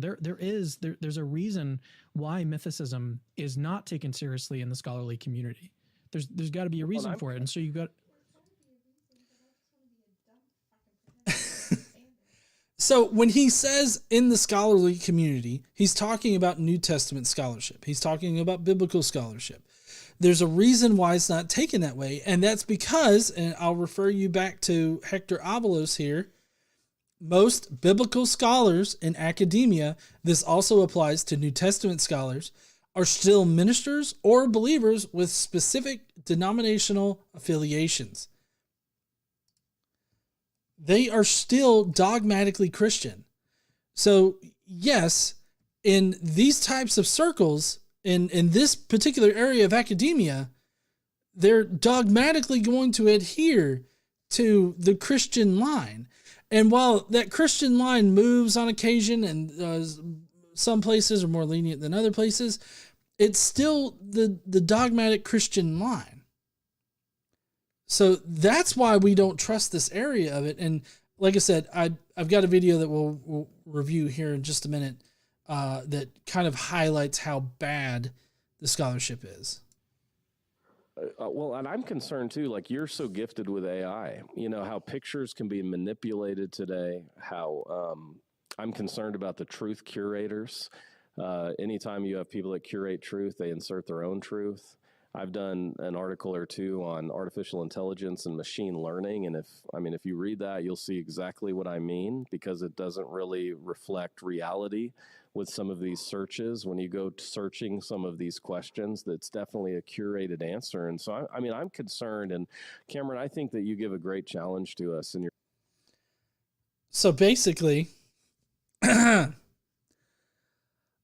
he thinks that AI currently is manipulating Google searches in order to target Christianity and move people away from dogmatic Christianity. Exactly, honey. But mythicism's the conspiracy theory. Like, I have to say, there is something to be said about search engines curating their list of things. There has to be a balance in curating it, because you don't want to serve up like really bad information to people, information that shouldn't be out on the web but is out on the web, and because it's a search engine and it's doing it very programmatically, it just throws that up for somebody. You don't want that. There has to be a level of curation on some of this information. I get the worry about it, but to apply that so super specifically to this conversation, I feel like is really fucking weird. And it definitely screams tinfoil hattery, in my opinion.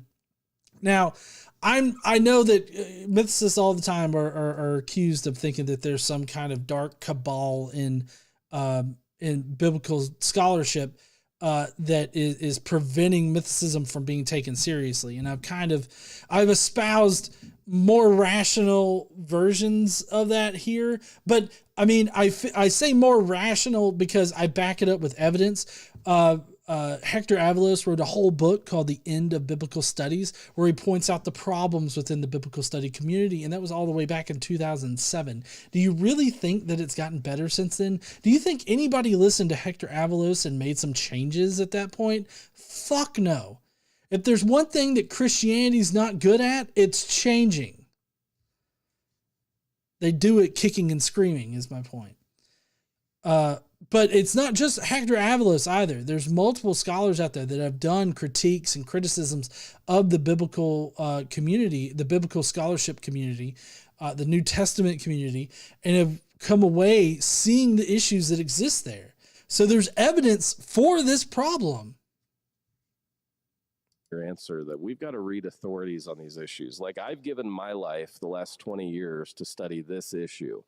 I've read everything there is to read related to the resurrection of Jesus. I've read more stuff related to critical inquiry related to the resurrection than I want that to echo through your mind. Honey, do you remember him? Remember him saying that? He's read all the critical scholarship on the resurrection. He's done all the research. He knows it all. Okay? Keep that in mind, because he's about to fuck your brain. those that support it, because there's just more critical scholarship related to it. So I'm conversant in it. So you need to find people that give their lives on these, just like you go to a specialist when you have a physical problem. You need specialists in these areas when it comes. There's no difference when it comes to belief systems. Exactly. So basically what Jeremiah Johnston is saying here, and we'll get to the mindfuckery here in a minute, but what he's saying right here is that you have to go to specialists on this, people that have dedicated their lives to the Bible. Who in the fuck do you think those people would be? Fucking Christians? Even like people like to point out Bart Ehrman, he's a skeptical, like textual critic, not a New Testament scholar or historian or anything like that. He's a textual critic. People like to point to him as a skeptical person, right? Where did he go? Where did he get his degrees at? Where did he study at in order to get that textual critic title? Listen, I don't care what you say. He was literally shitting in the halls. Oh, yeah. He went to a theological seminary. Bart Ehrman was trained in a theological seminary as an apologist to defend the faith. And that's not going to affect how he does history? I mean, true, he no longer believes in the faith. He's walked away from it. But it's very obvious on this particular topic that he is stuck in his theological seminary ways.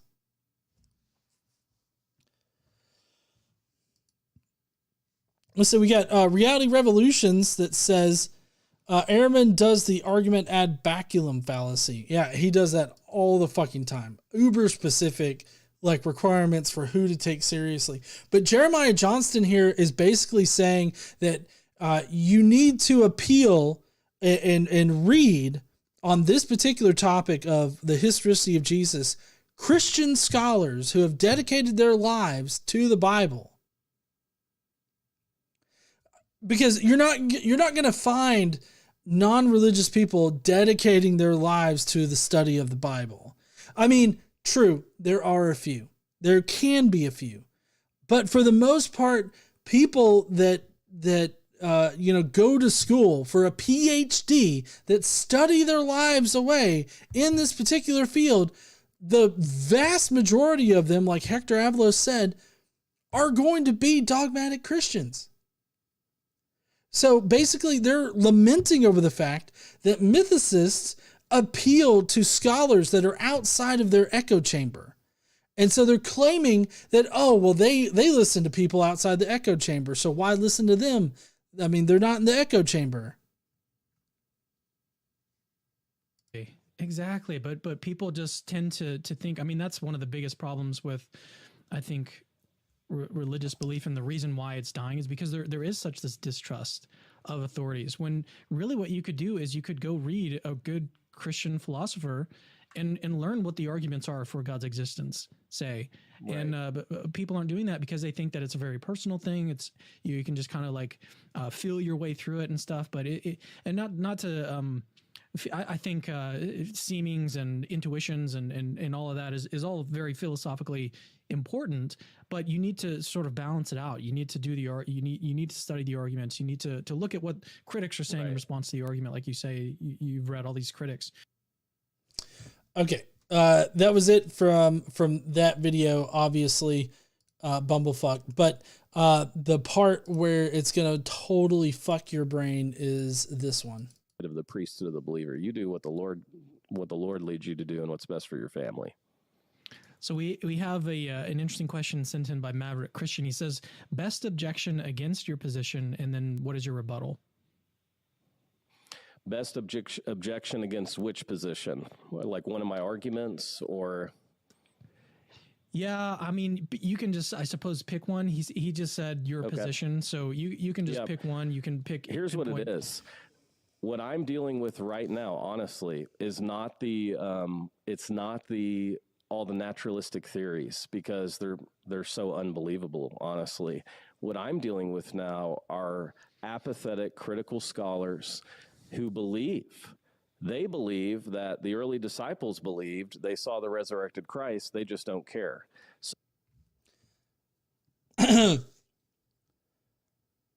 He said that basically scholars have shucked natural explanations for the resurrection of Jesus, and they are now apathetic about it. Apparently, the natural explanations for things is so underwhelming compared to the actual resurrection of Jesus that scholars have just abandoned them. You fucking kidding me right now? This is the kind of shit that I'm talking about when I discuss the fact that Jeremiah Johnston is not a scholar that you should trust at face value. That you have to be critical of what he says. You have to be skeptical about every claim that he makes. The natural explanations for the resurrection are being dropped by scholars. I would need a citation on that. So they don't disbelieve for historical reasons. They disbelieve either for theological reasons or personal reasons, not related to the historical accounts. You can't disbelieve the resurrection on historical if you make a decision based on probabilities.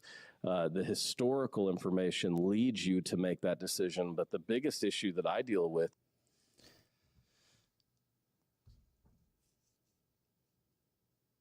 you can't not believe in the resurrection, the magical resurrection of a Jew in the first century due to historical reasons. Now, keep in mind, remember, he's read all the critical scholarship. He's read all of the skeptical scholarship out there.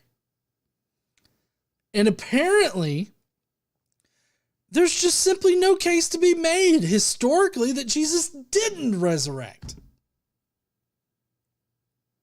I have to say, I have found contrary evidence, because I have found scholars espousing the mainstream ideas, which, when put together, come to Jesus most likely didn't resurrect.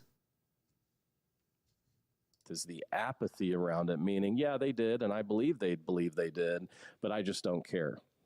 And so that's where, again, that's actually not true. It's that they can't make a determination of what they saw or what they experienced or anything like that. So apathy, maybe, but it's really more of we just don't have the evidence to make a solid conclusion.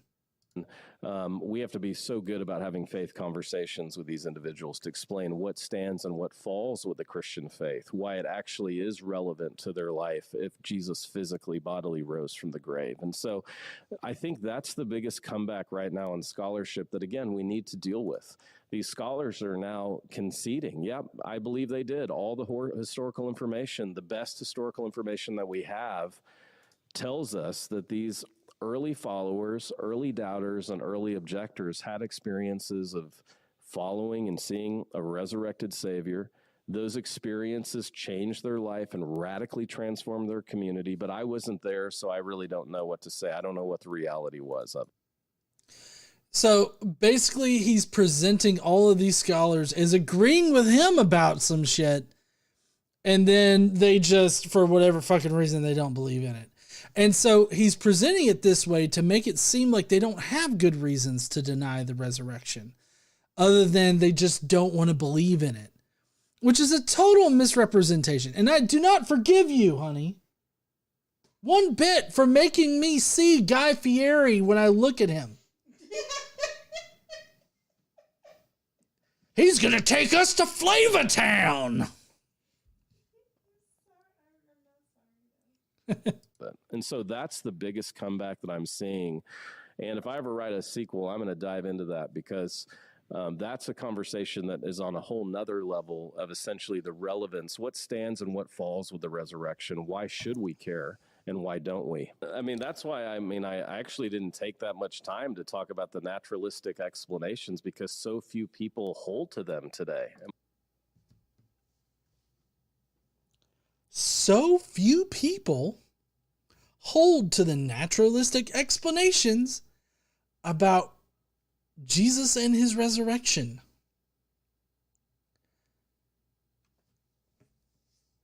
Like, I don't even know how to process that fucking dumb statement, because if he's talking about Christians, obviously they're not going to hold to naturalistic explanations.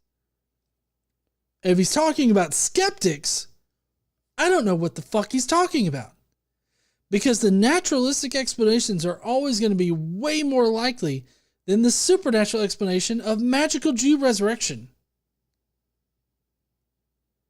This is what I'm talking about with New Testament scholars not being able to be trusted whenever they make claims.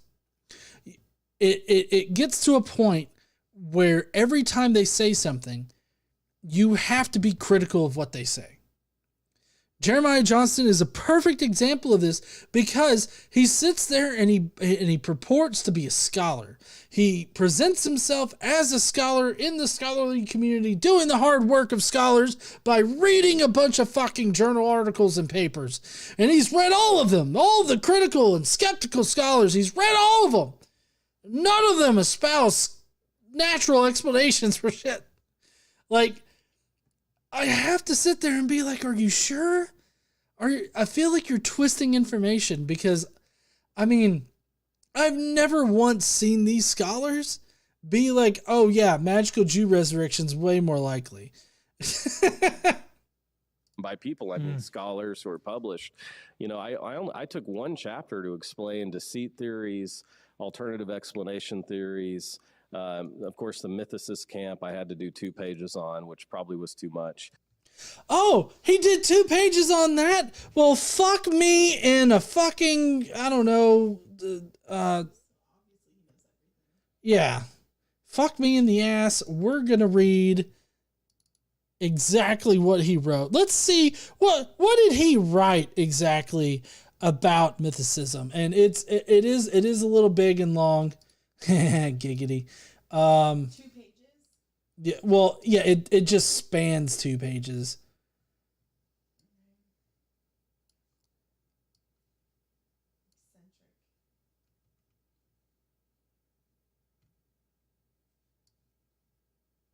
Yeah, and it's not gonna. It's really not that long, so it's not gonna take much to actually read it.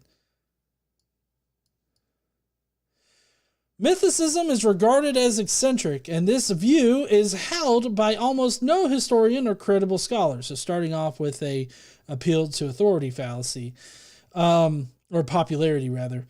The evidence for the existence of a historical person known as Jesus from the Galilean village of Nazareth, who was a public figure for a year or 2, then after a confrontation with authorities in Jerusalem died on a Roman cross, is substantial.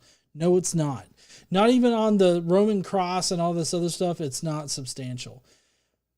Not only were 4 biographies written, 4 biographies were written and circulated within 1 or 2 generations of his time, but we have the letters of Paul, a contemporary, who knew some of Jesus's original followers, including Peter and John.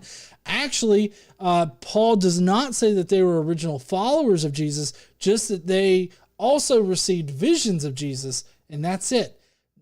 Paul never indicates them as disciples, only apostles. and was acquainted with Jesus' brother James, which is bullshit, but you know, that's another argument. Almost all scholars accept as authentic several of Paul's letters. Shit, I lost the thing. Here we go.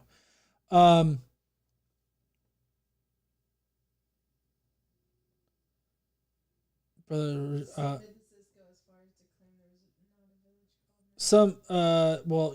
Jesus, for example, Peter and John. No one doubts that Paul was a contemporary of these men. The idea that he could be talking about a brother of Jesus and the original followers of Jesus, and yet this Jesus was not a real person, strikes many as absurd. Well, that's why you got to read the secondary literature there, dipshit. You know, do scholar shit for once. Some mythicists go so far as to claim that there was no village called Nazareth in the early 1st century.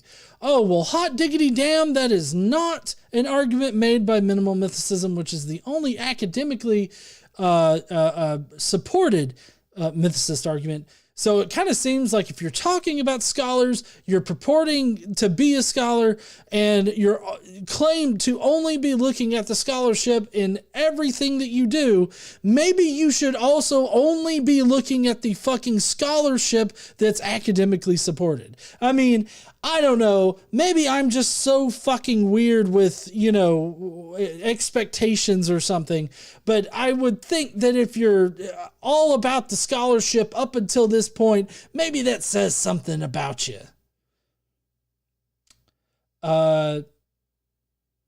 No archaeologist agrees with such an extreme hypothesis. Indeed, they point to a 4th century Jewish inscription found at Caesarea Maritima, a major city in Israel's Mediterranean coast where the Roman governors resided, which lists groups of priests, including those of Nazareth.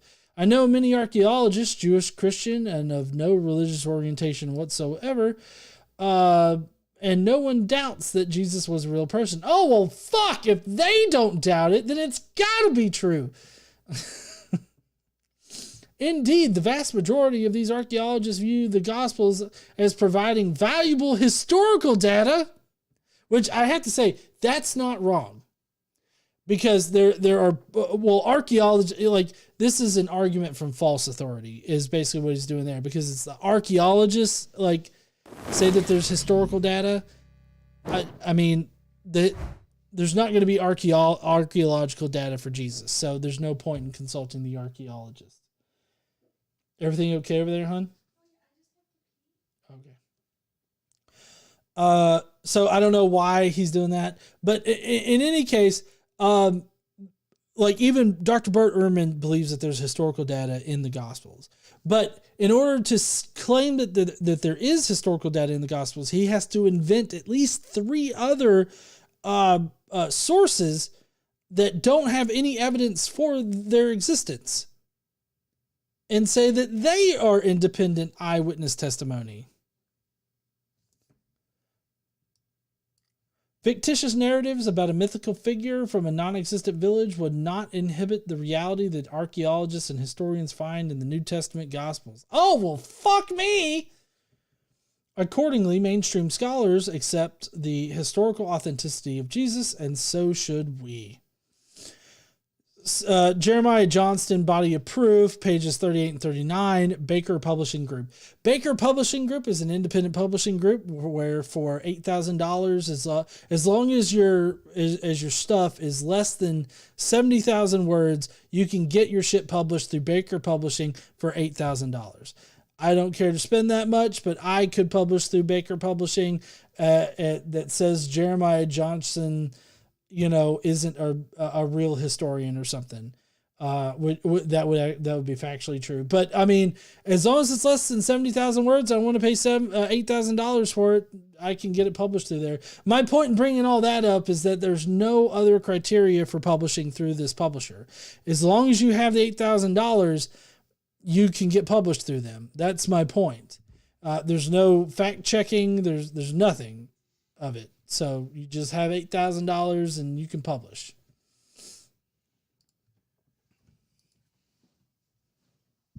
And then, of course, the mass hallucination. I mean, nobody ascribes to those. What I'm seeing is just what we said. Casey asked, doesn't he have to actually do real work for a PhD? He did do real work. He did do a dissertation where he takes the Gospel of Peter. That's the gospel that has Jesus that's like as big as a transformer walking out of the tomb, and then a anthropomorphic cross that walks out too. He uses that account to prove the resurrection.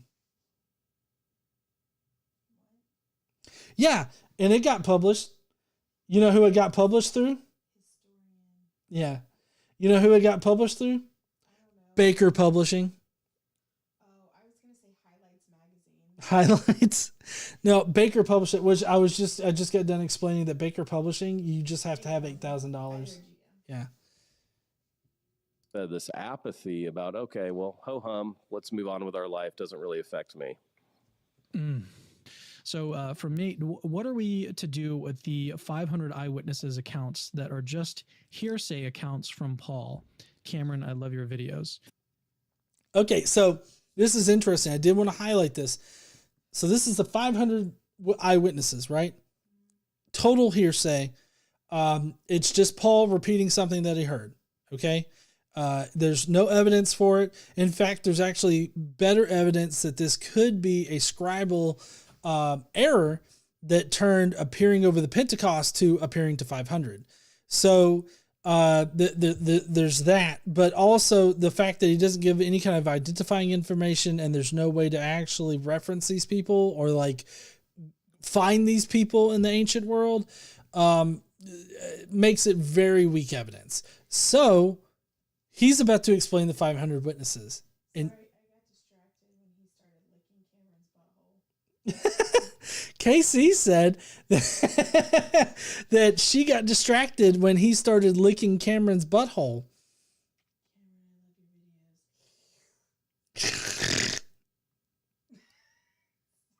Thank you for asking this. So the question is the way it was posed, the hearsay related to the 500. And I want to just remind you of the source of the 500. That's Saul of Tarsus. That's 1 Corinthians 15. That's an uncontested epistle of Paul. What do I mean by uncontested? Well, the pastorals are contested epistles. Some scholars say Paul didn't write them. But 1 Corinthians and Galatians, the two primary texts that Paul gets his resurrection tradition from, remember he says, I'm giving to you what was given to me. So here's, again, for me, I wouldn't call it hearsay because of the source. Paul, who's taken more seriously in that chapter, is more respected by scholars. And I don't mean just like confessing scholars. I mean, anyone who studies the Bible terminally takes 1 Corinthians 15 at face value. And so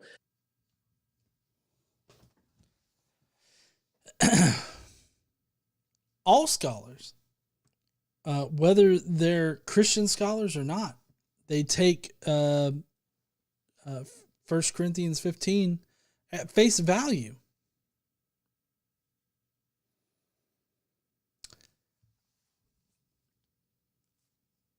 What? Like, what does that mean at face value? Because, I mean, as far as like what Paul actually says in the beginning in his Pauline Creed, I take that at face value because Paul says that he got this information from the scriptures. They don't take it at face value because they like to interpret it as in accordance with the scriptures, which is not what the original Greek said, which is not what Paul would have written. Paul wrote according to the scriptures. And you can go and you can look at the Greek interlinear version of this text, and you can see that it says according to the scriptures. It's not in accordance with, as if it was done and then later figured out that it was in accordance with the scriptures or something like that, like some kind of fulfilled prophecy. Paul only knows about this shit because the scripture said it would happen. That's how he knows. But also, if you follow it, Jesus first appeared to Peter. Now, that's you may be like, oh yeah, sure, of course, for Peter. But for a guy that believes that the Gospels are eyewitness testimony, why would Paul say that Peter was the first one to get revelation of Jesus? Why do you think that would be, honey? Because we all know that the women were the first one to get revelation of Jesus. He actually mentions this as something that a PhD student can do all the research on now. Why didn't Paul mention the women? What are the good reasons as to why Paul didn't mention women? No one gives a fuck about the women. That's right. But it's very interesting that he only partially takes Paul at his word, for one. For two, he makes the dubious claim that all scholars take this at face value. I do believe that there are Christian scholars that rate this as poor evidence, that they don't even consider this evidence of revelation because it's just hearsay. But Mr. I've read all of the fucking shit over here seems to not know about it, or at least not want to acknowledge it. So we're left with a couple of choices here for Jeremiah Johnston. J squared. J dipshit. He's either incompetent as a scholar and historian, or not historian, sorry, New Testament scholar, biblical scholar, or whatever. He's either incompetent or he's lying to us. Because if he just simply doesn't know about the responses, if he doesn't know about people from his own camp that don't count this as evidence, then that makes him incompetent. So even if you're charitable with this, he still comes off as incompetent. Well, so he is incompetent, but he's also lying about having read all the scholarship about this. That's obviously a lie. Right. Casey, she pointed out a really good thing, and that's that he's obviously lying about reading all of the scholarship, all the critical scholarship, and just all. It's obvious that he hasn't done it. So he's definitely lying about that. But he's either incompetent or he's lying about this 500 witnesses thing. That's the source of the 500. The thing that's fascinating to me, though, I would just add this, like if you and I, whoever asked this question, we're having coffee together, I would just say, okay, why does Paul not list the women as witnesses? Don't you find that interesting? When he gets into his appearance tradition after verse 4, so verses 5 through 8, he gives this amazing list of appearances. He never once mentions the women, which I just think is fascinating. So I haven't done enough work in that right now to write a chapter on it. But again, if I do a sequel, I'm definitely going to dive into why did Paul not mention the women? That's more the question I have. I take at face value the 500 because Paul says you can go talk to them today. Most of them are alive, though some have fallen asleep. Again, that's sleep in Jesus, koimao. I mentioned that earlier.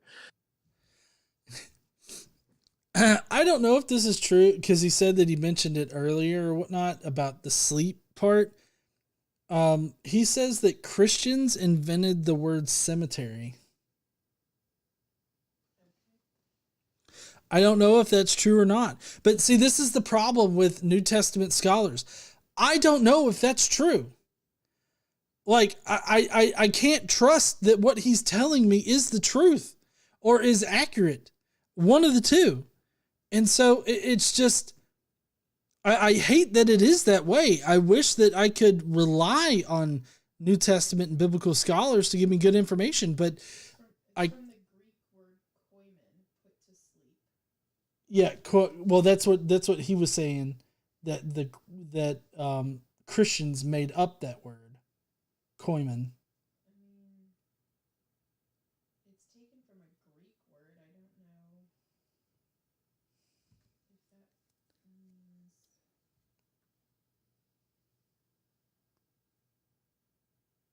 Apparently, there were no other grounds to bury the dead. Only the church was allowed to bury the dead in Europe.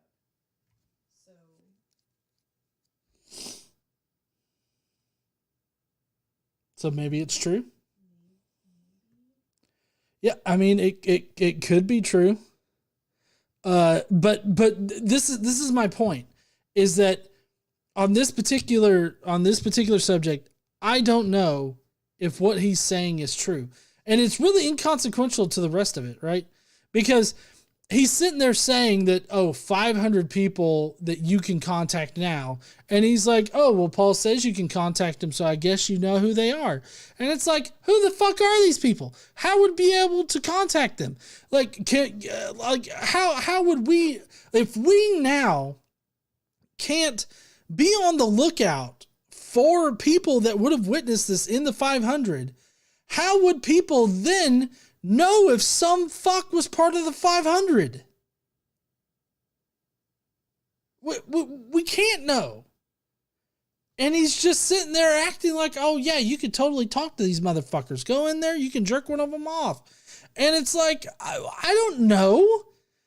There's no identifying information there. And I've heard apologists just spuriously make up information at that point. But saying, oh, well, everybody just knew who they were, even though they didn't say anything. It's like, okay, that could be a possibility, that everybody just knew who they were. But that's not in the evidence. We don't have evidence of everybody just knowing who they are. We don't have evidence of that. We don't have anybody saying that. We don't have anybody giving that kind of indication. So there's no reason to ad hoc suggest it. But I'm fascinated why all four Gospels mention female witnesses of the empty tomb or appearance tradition. Why does Paul omit that entirely? Interesting question there, J squared J dipshit, because the answer is because of the theme, the least shall be first. Mark used it as well as the other Gospels. The least shall be first. It's actually used throughout the Old Testament too. God regularly used the least among his chosen people in order to emphasize his influence over the events. So using women being the least of the society, the least of the Jews, women regarded as the least of the Jews, using them to find and have the first revelation of Jesus is a big thing that fits directly in the theme of the least shall be first. So you want to know why Paul doesn't mention it? Because it was invented after Paul. Nobody mentions it before the Gospels. So it seems like it was either invented with the Gospels or invented in the oral traditions that inspired the Gospels. It's a simple fucking question that's been answered. But him, Mr. I've read all the scholarship, doesn't fucking know about it. He doesn't know about the simplest explanation for that shit. I'm sorry. I can't believe that he's actually done research on this. He has not done any kind of real scholarly work on this topic. He has looked at people that already agree with him and has written about them in a book.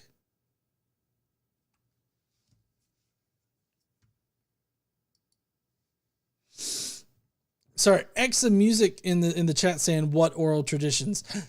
Oral traditions would have circulated prior, like oral traditions are the easiest ones to circulate. So it's speculated, of course, that oral traditions are what first circulated. But there's actually good evidence for oral traditions because Paul talks about Christians before there's any kind of story or anything or any kind of theology about Christianity written down.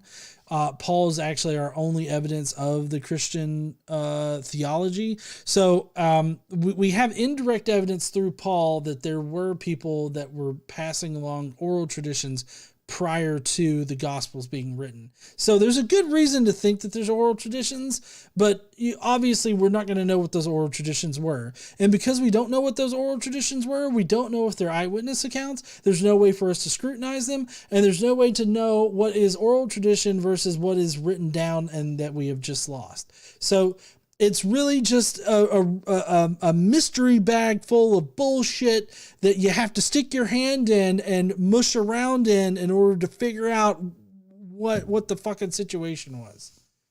Sorry for that vivid explanation. But that's it for our video. Finally, we're done. Yeah, I'm running a little late here. I got to get Xander to bed. But we do have a few comments to get to. I'm guessing that they're going to be light, but we're going to get to them here in a minute. Anyways, as for Cameron's video, I found it to be lacking in a lot of things. I found Jeremiah Johnston to definitely be lying about reading all the scholarship, because he obviously hasn't. And if you read Body of Proof, you will notice that he doesn't engage in any kind of secondary literature or any literature that disagrees with him. He only presents literature that agrees with him already. And this is a very different from other scholarly, even pop level books that you see out there, because they will actually engage with the opposition instead of doing what Jeremiah did, and that's not engage. He slightly engages at the very beginning, but when you get to the actual pieces of evidence that he presents, he just doesn't. It seems. I haven't read the book completely, so I could be wrong, I guess. But from what I've seen so far, he doesn't engage with alternative explanations. He only engages with magical Christian explanations. So there's that. But as it turns out, Jeremiah is also either incompetent or he's lying about other things that he's talking about in this video. And I don't know which, but I would probably err on the side of caution and go with incompetent. But that's only because I don't want to call him a liar. But in any case, I would love to hear what y'all think. Let me know down in the comments below, or leave a comment in the side chat right now. We're about to go to the Skeptic Mafia comments. The Skeptic Mafia gets to leave comments on the videos that they get to pick, but also the videos that I pick and I force them to watch on Friday nights. So if you want that chance, you can become a Skeptic Mafia member for as little as I believe $4.99 in order to be able to comment on the video. But there's Skeptic Mafia tiers all over the place, so just go and check that out. But next week we've got a lot of great stuff planned for y'all, so I hope y'all will tune in next week, and I hope you guys have a nice weekend. Hope y'all have fun. I got Xander here, and all of us as a family, we're gonna go and watch Shazam. Anyways, we're going to go do that, but I hope all of y'all have a nice weekend, and I will see you heathens next week. Don't forget to stand up and use your voice. Bye, heathens. But don't go, because we've got like 4 comments to talk about. I get that this is a very specific like niche topic that some people like. But I get that not everybody likes the topic. So you like it, honey? You're like, fuck everybody else.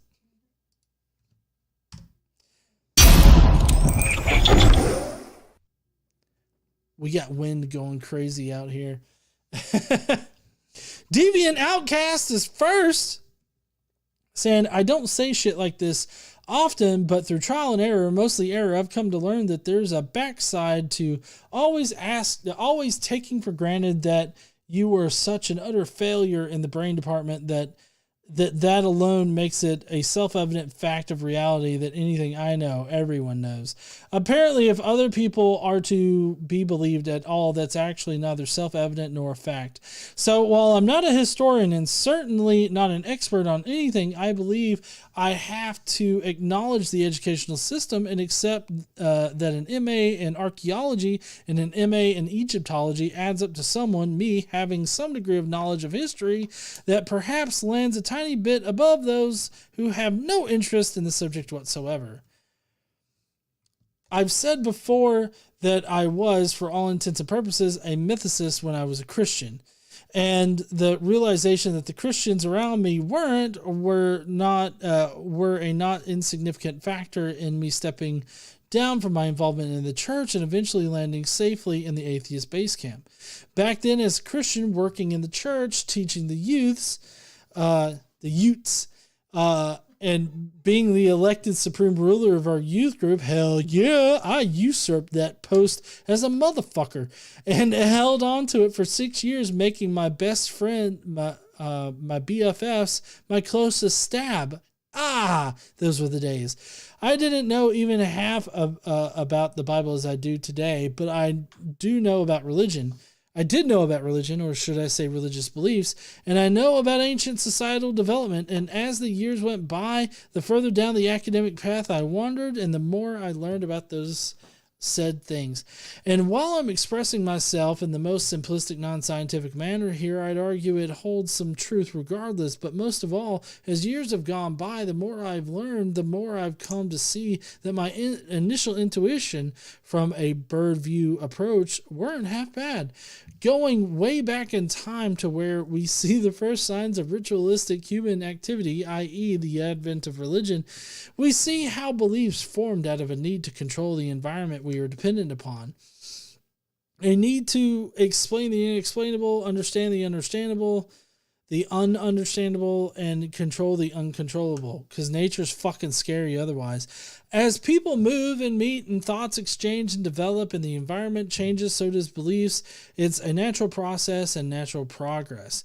It seems to me 20 years ago, away awa today, strange to think that this process of thought that we've seen throughout human history in every single area of life, not just religion, that for some reason religion and only the Abrahamic religions were to be suspended and shielded from this process. And again, I'm trying to keep it short and failing, and I apologize, but I hope the message, hacked and slashed as it may be, still comes through.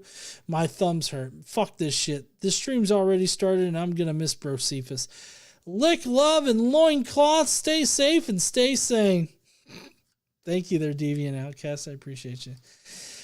Next up is Deus Ex Tomato, who says, a simple condom could have prevented all this. Oh, well, that's in the past.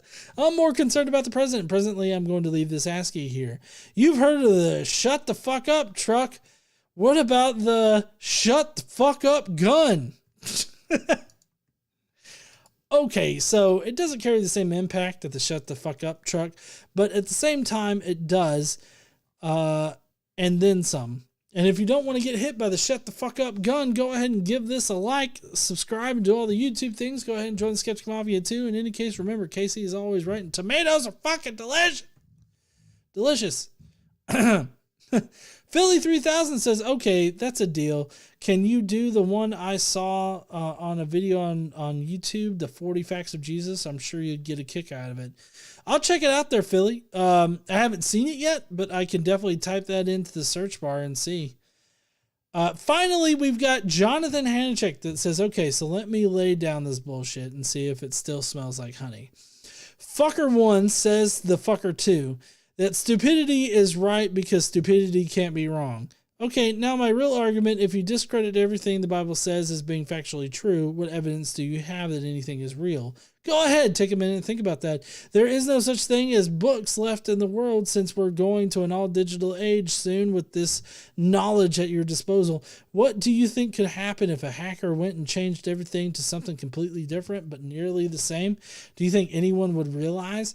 Well, I think that in that particular case, we would have like RAID machines that back up data and everything like that. So I think that we would probably back up information and to keep its integrity. But I get the point that you're trying to make there, Jonathan.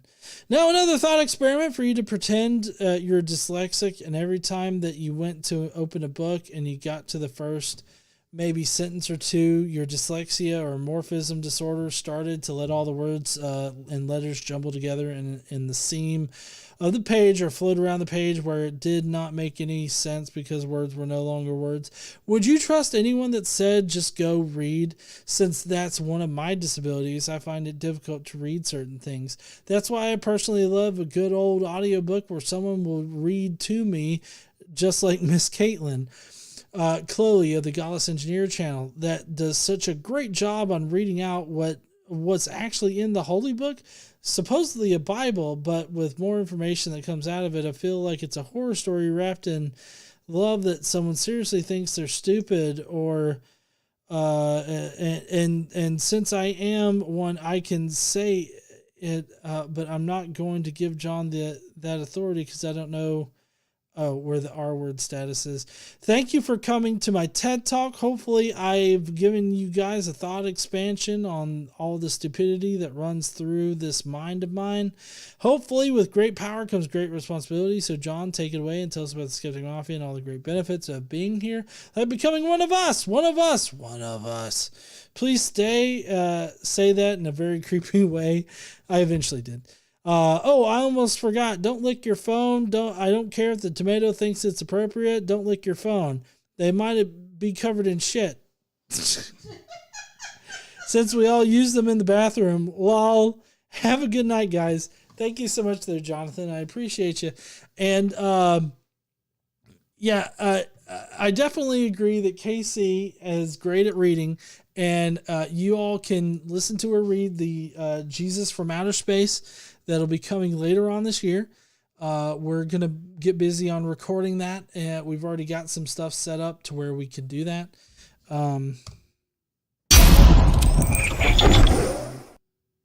Wrong stage. But anyways, yeah, that's going to be it for our stream tonight, which we've thoroughly went well over time. But, you know, I really wanted to engage with this video that Cameron did. No hard feelings to Cameron. All hard feelings go to JJ, J squared, J dipshit, because I really don't like his Guy Fieri face. But that's not really. I just don't know that I can trust JJ.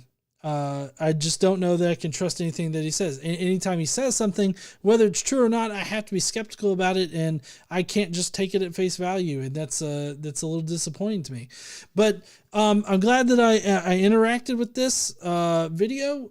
I hope that Cameron actually interacts with the academic minimal mythicist position, but I don't foresee that actually happening.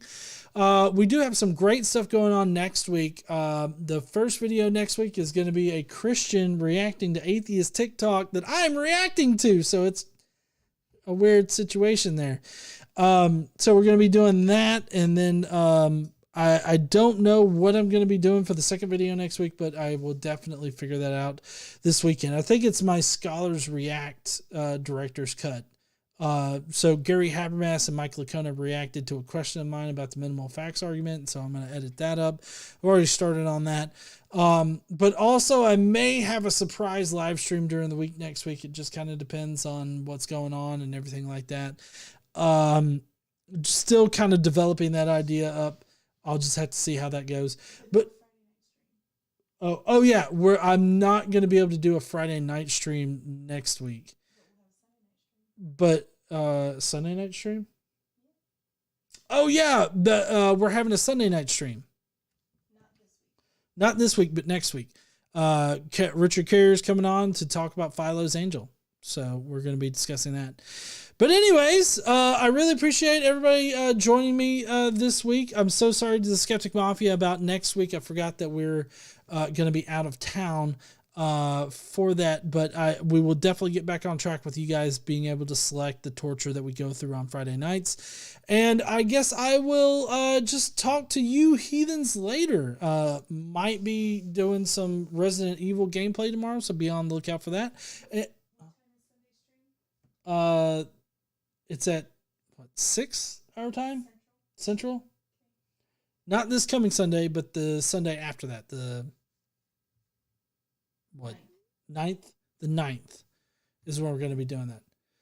So, anyways, y'all have an awesome week. I will see you heathens later. Don't forget to stand up, use your voice, and all that kind of good shit. Now I'm going to go and watch Married People. Married at First Sight. Because it's addicting. I don't know why. Anyways, I'll see you heathens later. Y'all have a nice night, and we'll see you guys next week. Bye, heathens.